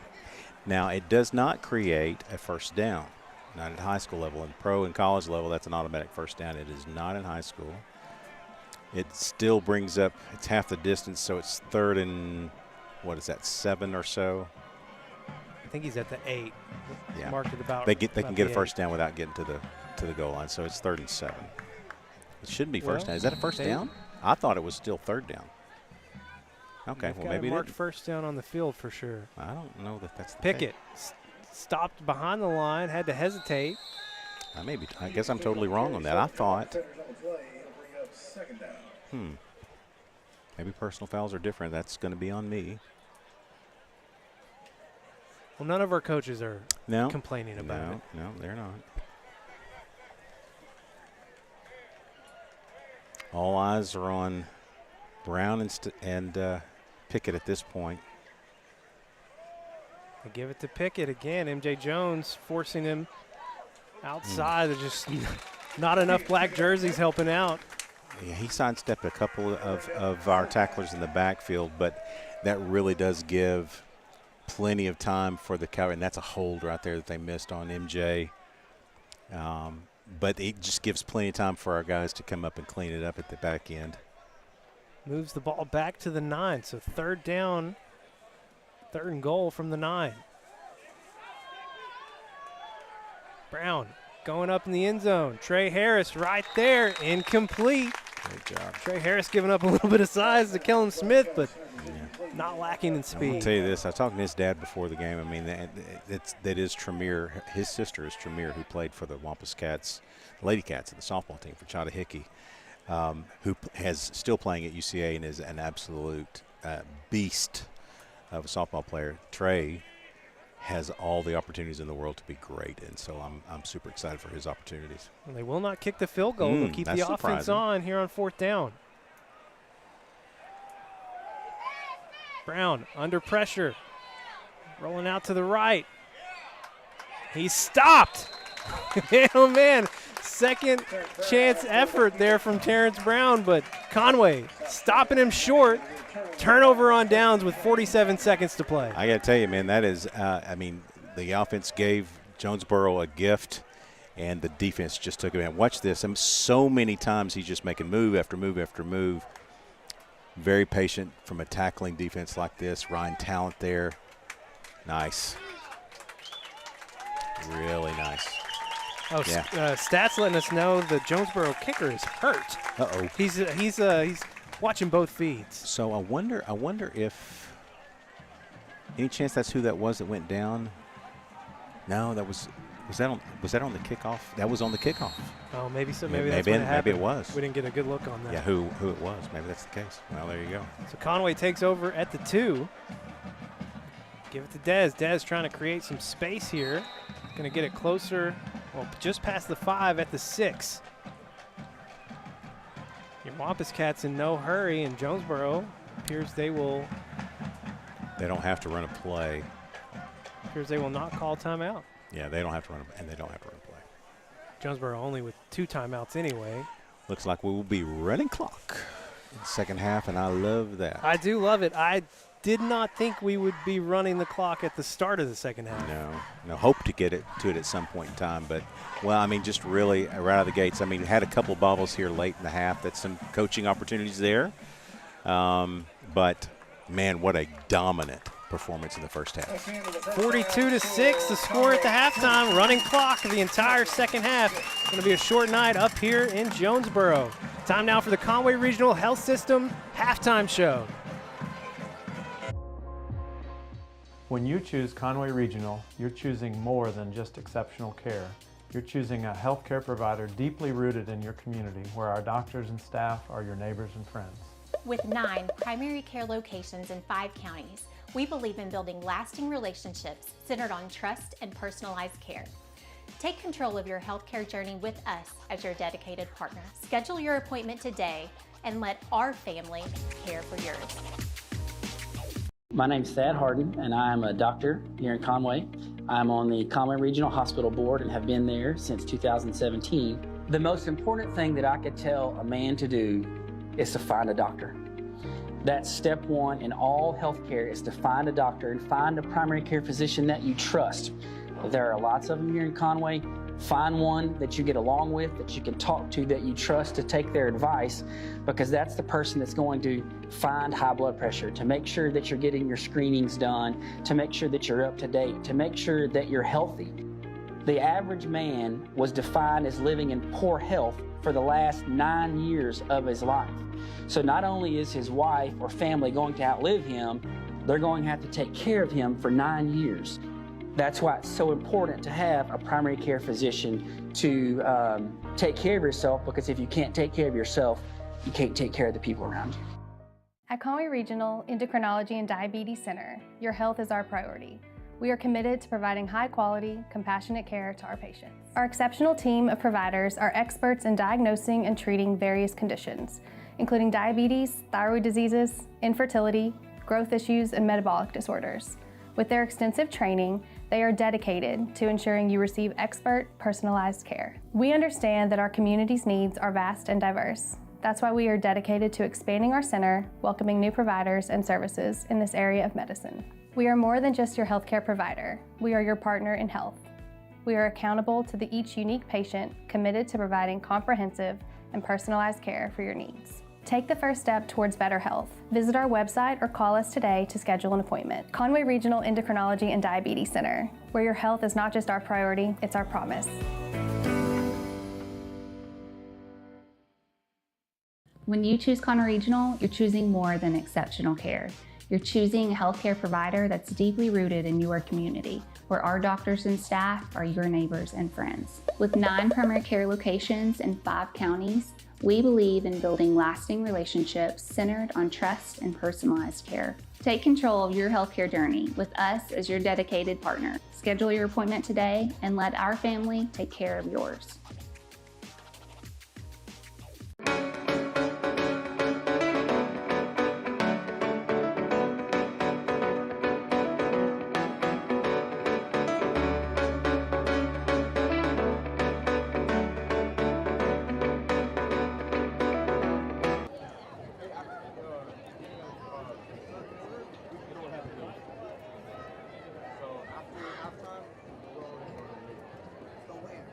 Back to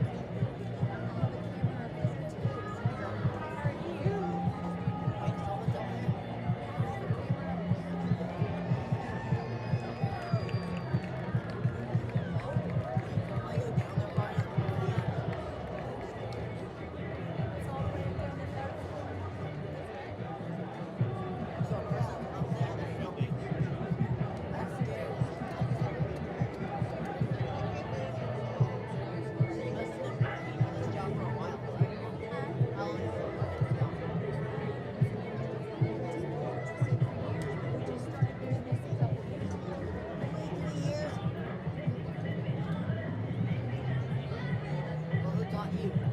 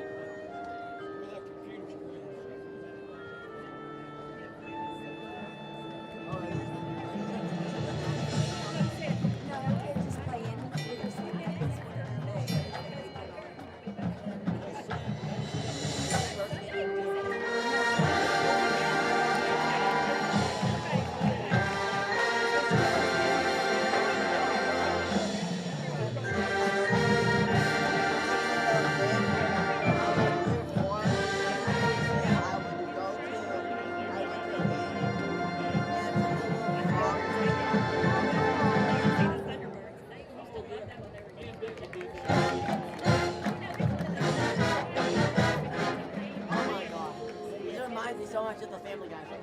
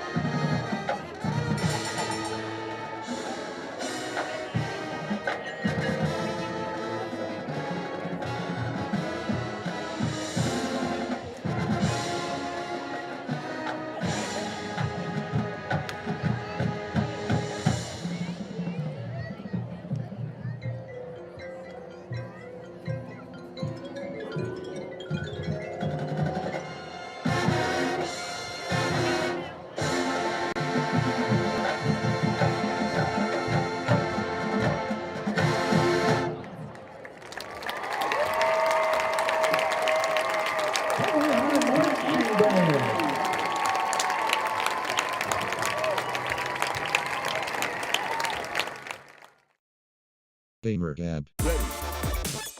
Go. Okay, so I decided to shock everybody right out the gate.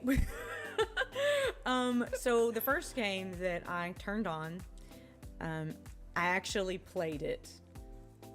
Yeah, we talked about this game for weeks. And the game is Red Dead Redemption 2. 2. Yeah. Yes. Red Dead Redemption 2. Yeah. For me, I think you quit before the last quest because I remember, well, I don't want to give any spoilers even though the game's several years old, but yeah. I remember talking to you about it and being like, bro, you were so close. Like there were just a little bit left to go. I know. So tell us about Dead Island 2. So it's a zombie apocalypse game. Nothing new there. Right. Well, you start off in a plane, and before the plane goes down, you get to pick your character. I think there's like 4 characters, and for whatever reason, everyone seems to pick Ryan.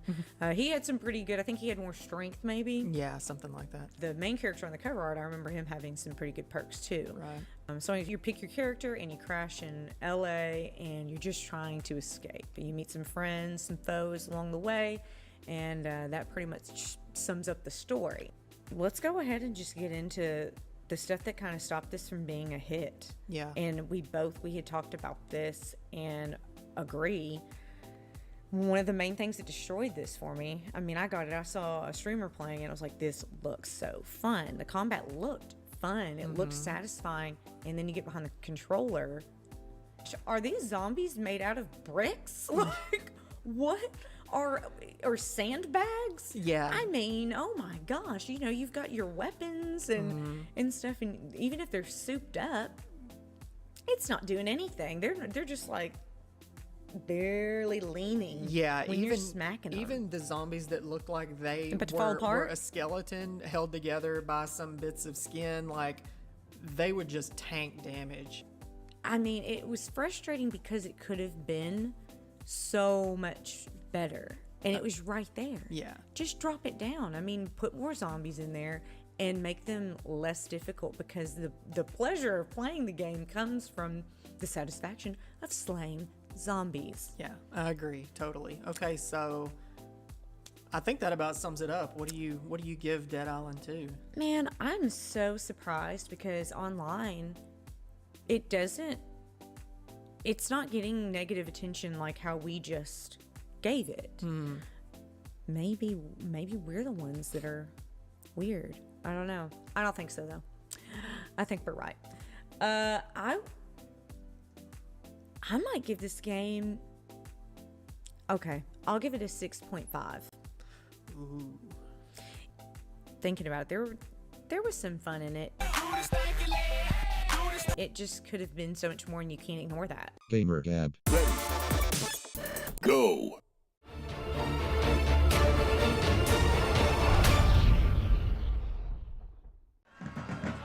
All right, back live here in Jonesboro.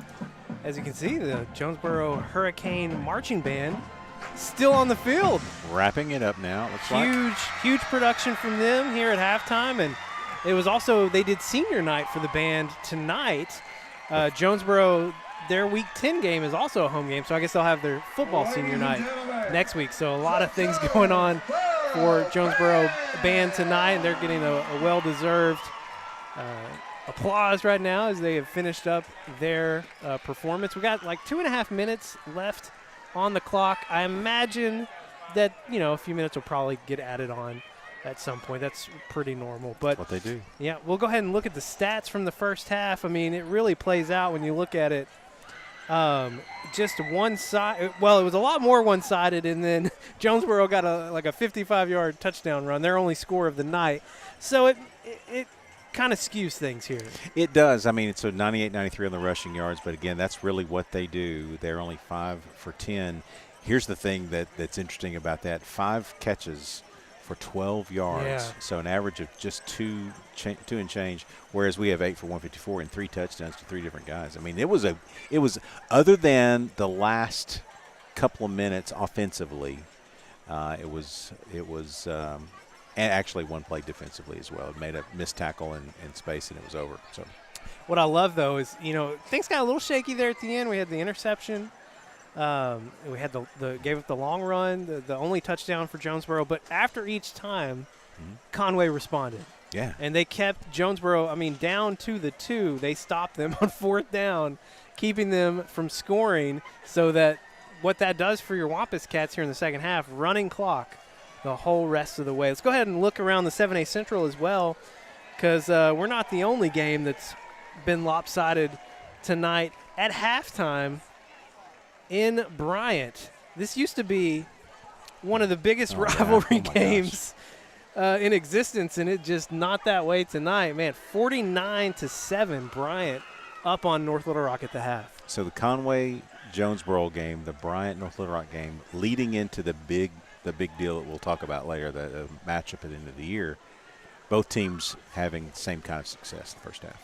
Cabot and Northside, that's in Fort Smith. Cabot is up 14-0 at the half, so really interesting. And no score, we haven't seen a score anyway from Southwest and Central. That game is being played, well, I say at Central. All their home games this year, I think, have been at JA Fair. Yeah. So just, I don't know, hard to find scores on some of those games. That's a big game, too, because if Southwest wins that game, check this out, Tim Roach. Come on. I got to say it. I know. If Southwest wins over Central, that sets up Southwest and Northside in Week 10 for that final playoff spot. I've been harping on Southwest all year. Now I think they're going to come in from behind. They may just do it. You may get what you've been asking for. Quite frankly, it's what you've been asking for. Look at some of these other scores on the west side, which I think is really kind of where the intrigue is tonight. Bentonville is leading Springdale 7-3 in the second quarter. That's going to be probably at half by now. But my goodness, 7-3. Now, that means what that tells me right there is that. What does it? What's his name? The quarterback, Carter Nye. This is Bentonville West, though, not Bentonville. I thought you were talking about the South Side game. Springdale. Oh, they're both 7-3. Okay, yeah, sorry. 7-3, and that means that Carter Nye is probably not playing again. He didn't play last week either, and they were able to get over the hump against Rogers. Listen, if he can't play, that's going to be a deal for Bentonville. And if Springdale's having any success running the ball, they've probably shortened that game significantly. It looks like that's probably the case. Something to keep an eye on, man, oh, man. So here's the deal. We mentioned it briefly in the opener, but this most likely could be the last time we play Jonesboro in football for a long time. They are going to move out of the 7A. So if you heard anything back in the summer about these different proposals, there was Proposal 7 and Proposal 8, and they were going to have a big impact on football, specifically not just 7A, but for us, that's what we care about mostly. Proposal 7 passed, and that capped football conferences at 8 teams each. Right. So that means with Proposal 8 passing as well, and how that affects private schools moving up if they have a certain amount of success within a 2-year period. Well, that means if a private school comes up, another school has to come out because you can only have 16 teams in the 7A. And so Jonesboro is at the bottom of that list in the 7A in terms of enrollment. PA, with I think their win 2 weeks ago or maybe this past week, they have a winning record in their conference play, which means they are going to move up next year into 7A. It's about to get crazy. So Jonesboro is going to go back down to 6A. And we used to play Jonesboro a lot in non-conference play, but with new coach, new head coach, I just don't know what that's going to look like. We don't know what our non-conference schedule will look like next year. So this could be the last time we play Jonesboro for a while in football. And PA is not the only one that could come up. If either Little Rock Christian or Catholic gets to the 6A championship game, they don't have to win it. But if they get to the championship game, they will move up as well. So both could move up if they both make it. They both could move up. So that means Southside, Fort Smith Southside would probably move down to 6A, and then I don't know what else. Yeah, what other shenanigans there may be. All that to say, next year could be absolutely insane here in the 7A Central. But right now, what we're more concerned about is your Wampus Cats. A running clock the whole way as we go here in the second half. They're up 42-6 as Jonesboro will receive to start the second half, and we'll get our first look of Will Upton. Yep. On the kickoff. This is the first of many changes we'll see in the second half. I'm excited to see how some of these guys respond. I mean, again, Jonesboro's going to have their regulars in, I would imagine, at least across the front. But we're going to have some guys coming out and already see some changes. Actually, wow, look at this. So you have a lot of the starters coming in right out of the gate. All the starters on the defensive line. That's got okay. R.J. Chapman in at linebacker, Trez Hammond, Trey Harris. So all your defensive starters, really, except for R.J. Chapman, back out there to start the second half. They're going to have Asa Myers in at quarterback, the sophomore, but along with Pickett, though.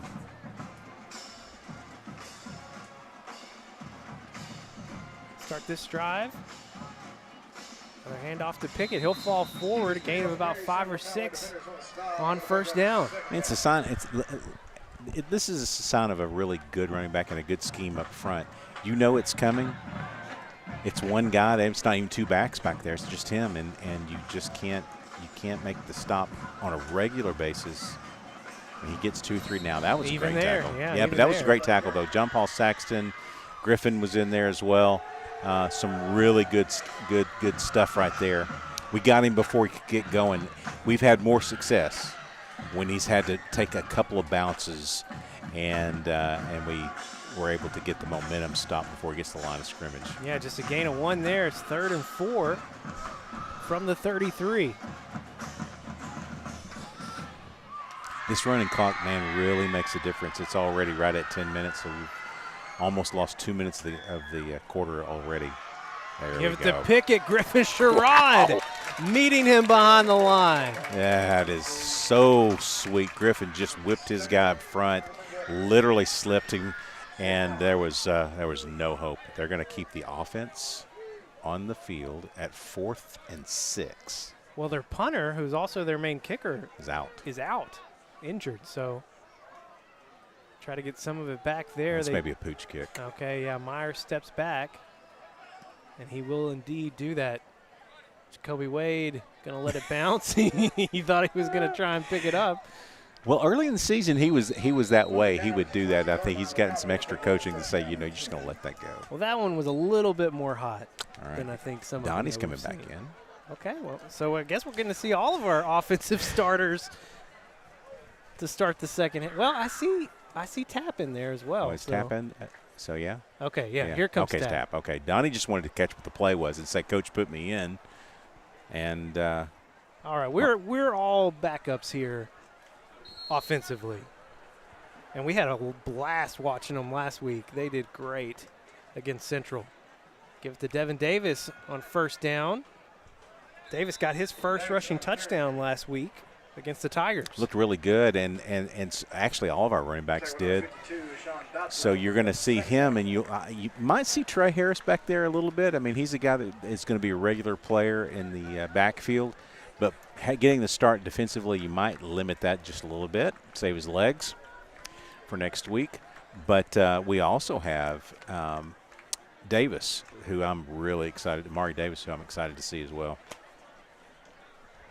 Colbeth and Neely here on the near side at receiver. Kordsmeyer and good Moose slip. Grimes out on the far side.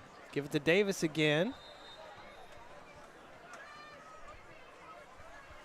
Here's the thing there. I mean, there was some penetration into our backfield immediately, and Davis gave him the slip and got really good yardage there. Gain of 2. Make it 3rd and 5 here. Let's stick with this 4 receiver set, 2 to each side. Could see a throw here. Tried to get the easy 5, easy first down. Tap 20 for 35 so far in the year. He's got 3 passing touchdowns. I'll hand it off to Davis. Davis bounces it out to the right. Can't tell in the angle, but I believe it's going to be a first down. Yeah, boy, I mean, he got to the edge very quickly, put his nose down. Just enough for the first down. Really good job there. Now you got Amari Davis in there. From one Davis to another. Yes. This guy's exciting, too.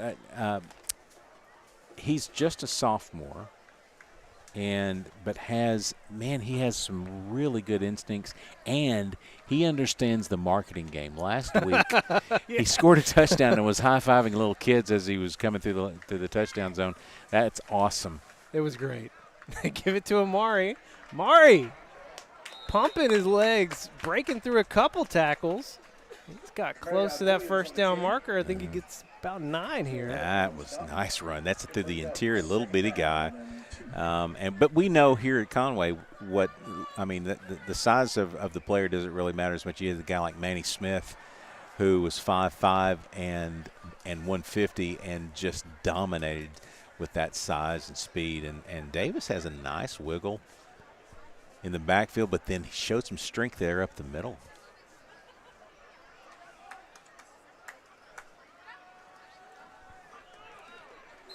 Another handoff to Amari Davis. That'll be a first down. Uh-oh. Got an offensive lineman down. We'll let them tend to him on the field. Back after this break on Conway Corp. Conway Regional has been the community's hospital for 100 years, providing high-quality, compassionate care. As our community continues to grow, we're growing alongside you to ensure all of your healthcare needs are met right here in Conway. When your family needs emergency care, you can trust our board-certified providers and exceptional team of nurses to provide you with the comprehensive care you deserve when you need it most. When you're facing an emergency, trust the care you'll find down the hallway, not down the highway. At Conway Regional, we're not just growing, we're growing together. The community of Conway continues to be committed to the Wampus Cats, just as Centennial is committed to our customers. Perseverance, commitment, and resilience are key ingredients for success, both on and off the field of play. Whether you are cheering on the Wampus Cats, starting a new business, or planning for the future, Centennial is here for all of life's moments. Let us be your partner. Centennial Bank, member FDIC. Conway Regional has been the community's hospital for 100 years, providing high-quality, compassionate care. As our community continues to grow, we're growing alongside you to... Yeah, that's good to see. Back live, Tavik Somerville is up. Took him a little while to get him up. He's walking. Yeah, without assistance, that is really good sign. He was pounding the turf. I hate to see that. He's battled through some injuries this year. Yeah. So we'll see where that goes. Doc Naylor out there with him. I think that brings Derek Haynes back in at right guard. And you've got 65 is facing, I believe. Collar facing yeah. And at left guard. Yeah. Devin Davis back in. Makes one Hurricane defender miss. Wow, that was a great change of pace by Davis there. I mean, the play was designed to go right. He immediately swiveled and went left and picked up, almost 4. They're going to mark it as him 3 here. Yeah. We're already past the halfway point here in the third quarter. It's what this sportsmanship rule can do for you. Mark Kelly taking a little bit of time. Good decision there. Just make sure we're understanding the play. We don't have to worry about the pace. This is going to be another handoff to Davis here. Having to dance around back there, making something happen. Wow. This is the 6th time this year that your Wampus Cats have enacted the sportsmanship rule. Have another official timeout as Jonesboro player was a little slow to get up. That was Avion Jones. Multi-jerseyed Heath Owen into the ball game now. 62. Okay. Back with 62. Okay. Yeah.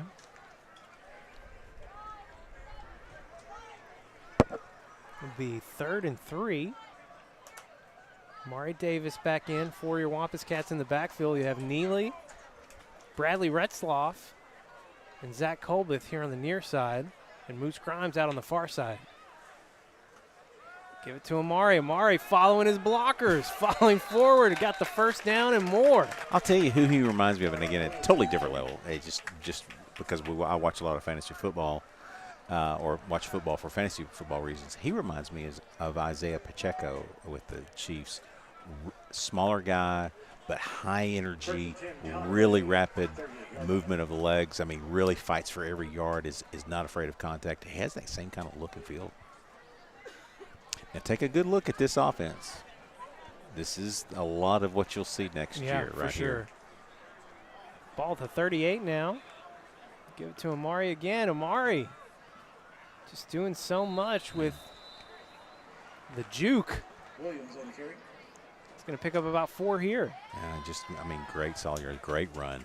I'm impressed by that young man. He'll come out. Trey Harris in it, running back. First time we've seen Trey on the offensive side. He started at corner tonight.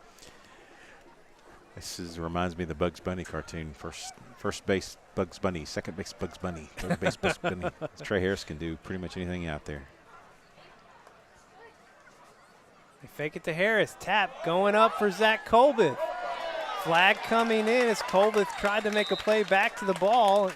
Caused contact with, that is Montarius Phillips. That is one fast dude right there. Zach Colbeth is. He got by his guy, had a quick out route, and then was gone. Made the little hitch and go, and good pass that time from Tap. But when you are tackled prior to catching the ball, it sometimes makes it difficult. Unless you're Chris O'Neal. Chris O'Neal cannot play. Not saying that Zach didn't have a chance there, but he didn't. He got absolutely clobbered, so good call by the official, and really good throw that time. A great route by Colbeth. Devin Davis checking back in. Moves the ball all the way to the 20, so 1st and 10 for your Wampus Cats from the 20. Hey, we received a nice note this week. You want to talk about that? Yeah, Tim Horton, who is the special teams and coach and running backs coach for the Air Force, sent us a card. Hold on. Here we go. Hold on. Bouncing it out to the far side. Going to get inside the 5. Man, oh man, 1st and goal coming up for Conway. Sent us a nice note, and he watches all the Wampus Cats. He's a former Wampus Cat, Razorback. And they're recruiting. Yeah, dude, current Wampus Cat. Well, he is an icon in the state of Arkansas. His dad was coached for so many years at UCA, and then up at Fayetteville as well. Just a great family. And so, Tim, thank you for sending a note. We appreciate you watching all the way from the Air Force. Wampus Cats getting in the end zone. Nice. Who was it? It was Davis. It was Davis again. 2 touchdowns in 2 weeks for Devin Davis. Nicely done. I mean, the great block inside by the offensive line created just enough seam, and he did. And that was all him. The last 20 yards of that drive was Davis. Yeah, he's excited about it, as he should be, young man. That's nice. Devin is senior. Mason McEwen doing some. Get out there, Mason. We need you for this one, Mason. Yeah, Will Upton on for the point after.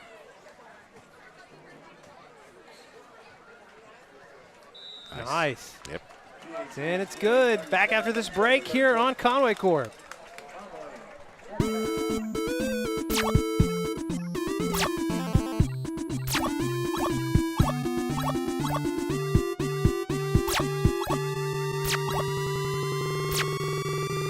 Gamer Gab.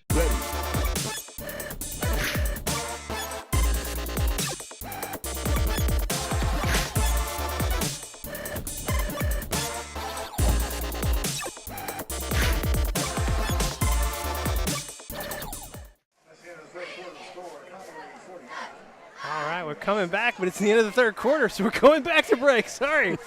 We'll be right back, folks.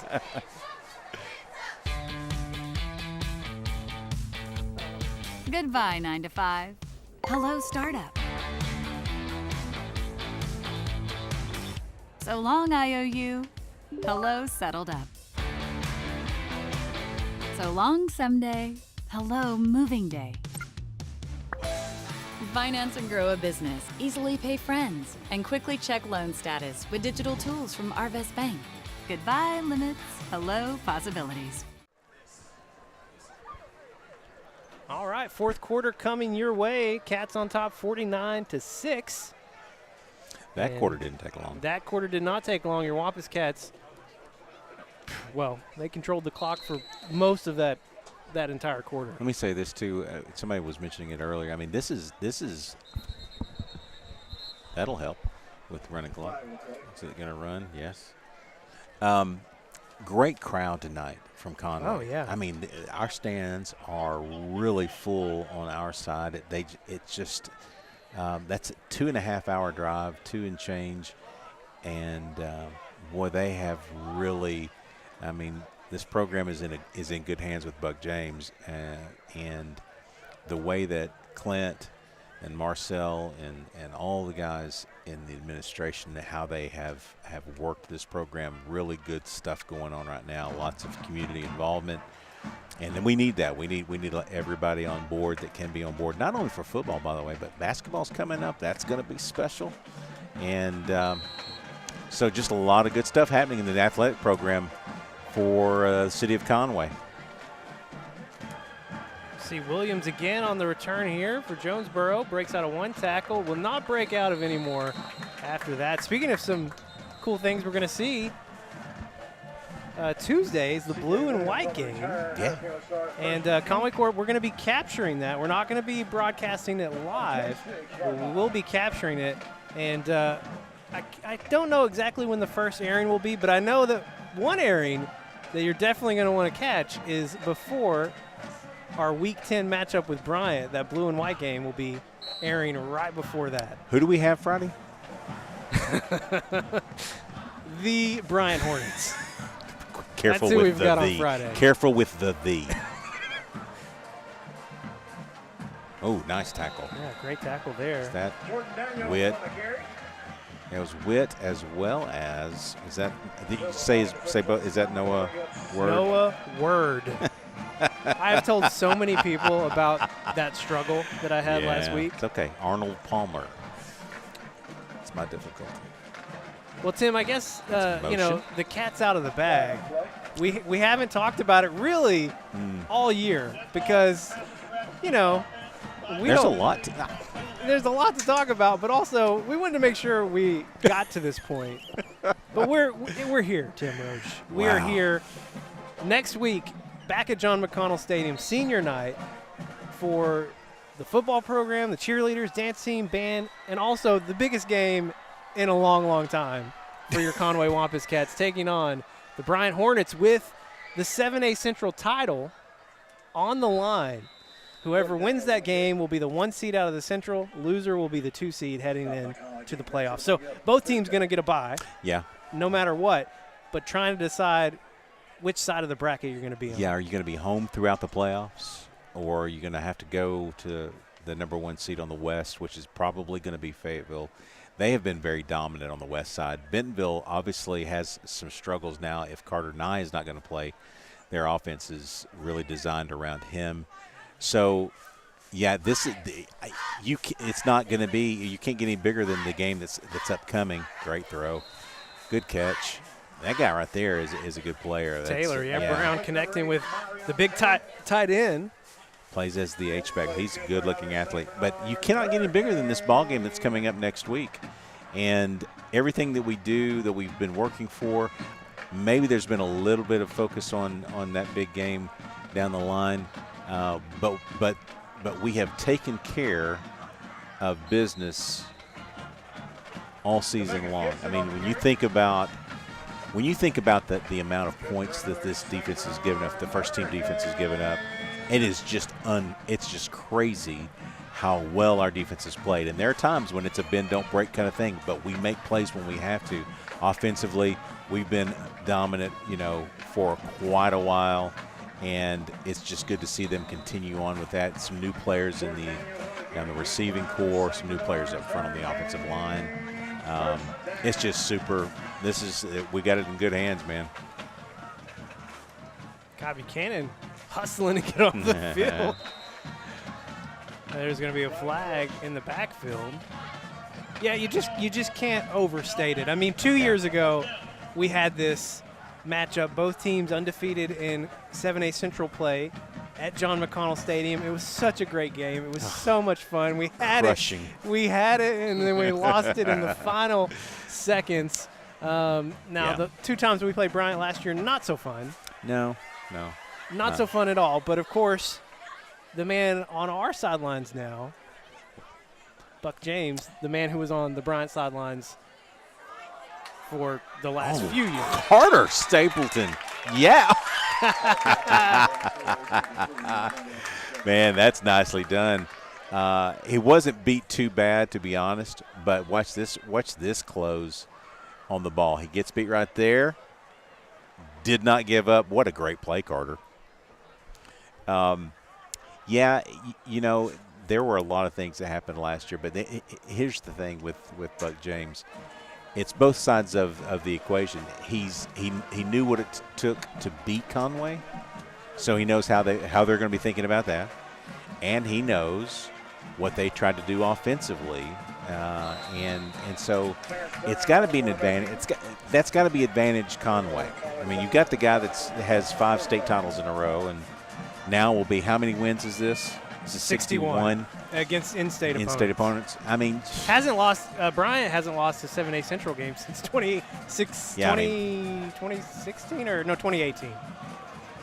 Deep pass. Good play. Good play. Intended for Kellen Smith. Falls incomplete. Kyler Smith. Smith catching up. That was nice closing move there. He got behind us again, but we closed it down, brings up 4th and 14. Bentonville is definitely taking care of business now. They're in the 4th quarter, and it's 35-10 Bentonville.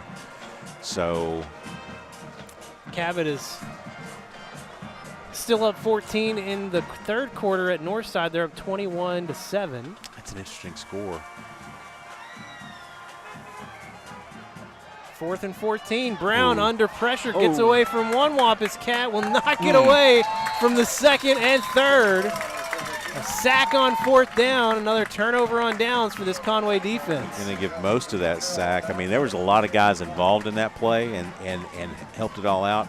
But the Julian Jones, Juju, with probably the credit for that sack. That was well done by your defense.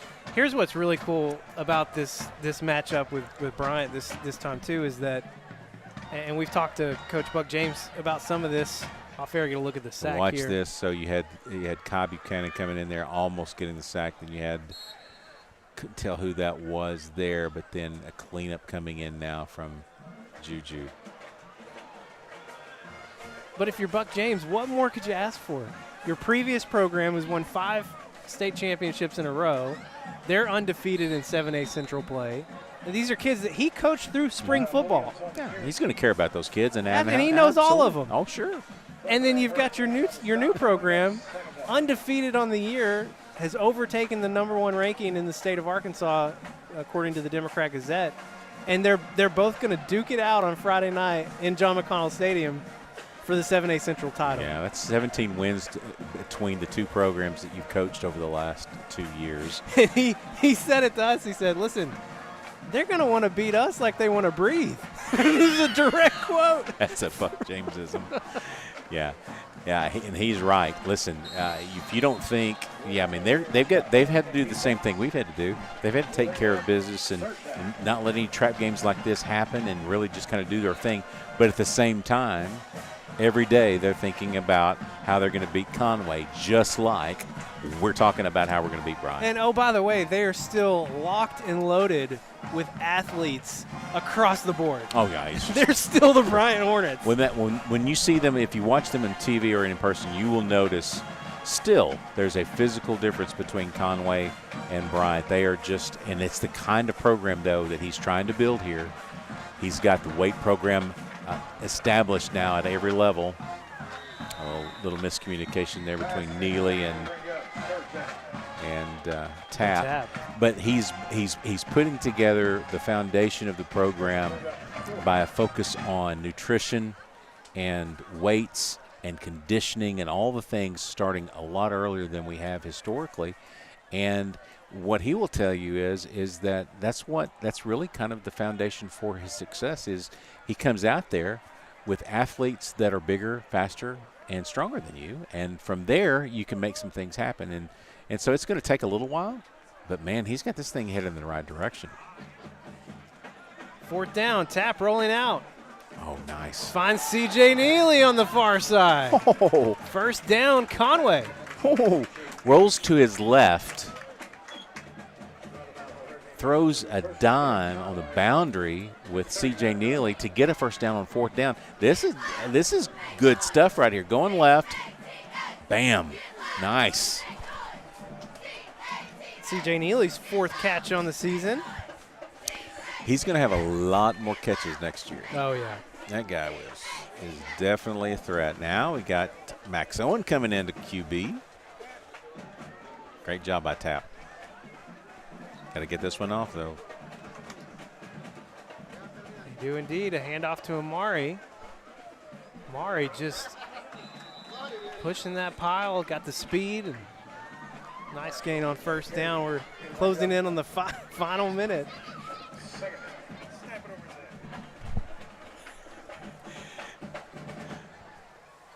Good friend Chris Harden here. A Russellville Cyclone who's now a misplaced soul and has become a legendary Conway fan. I'm a misplaced soul, too. Yes, you're a legendary Conway fan. Oh, look at Max. Max with the keeper. Oh, baby. Max. Okay. Goes out of bounds finally. Nice run from Max Owen. That'll do it, man. That's going to be it. Conway will not have to run another play. What a night for your Conway Wampus Cats.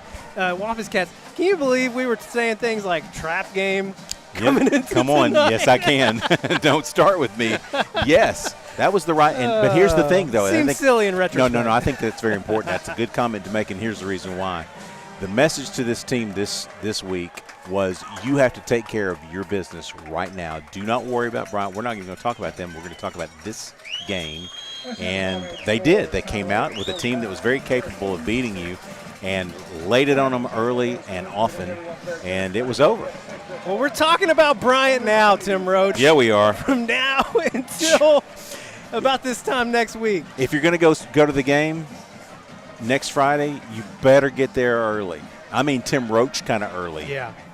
It's going to be a madhouse. Senior night on top of everything that is happening on the field between these two programs that are going to battle it out for the 7A Central title. Our thanks tonight to Javon Massey, our field producer. And, of course, and I should thank all of them because Wayne Bailey and Ashton Brown, they come to help set up as well. Keith Kelly back directing tonight. Glad to have him back. Dewey Farmer on replay. Alex Douglas and David Tooley bringing all the action from the field to your eyes wherever you're watching from tonight. Scott Taylor keeping up with the stats back home. Social media handled by Justin King, and our stream monitor, Kara Kirby, watching from back home. And, of course, our thanks, as always, to executive producer Jeff Matthews. We will see you next week at John McConnell Stadium. Yeah, we will. You've been waiting for it all year. Bryant and Conway. Here we go. For the 7A Central title. We'll see you next week.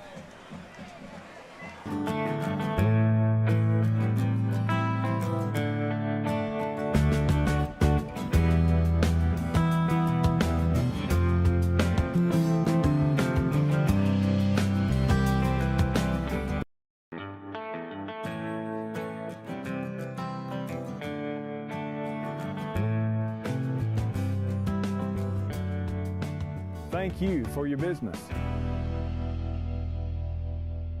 When you choose First Security, banking is just the beginning.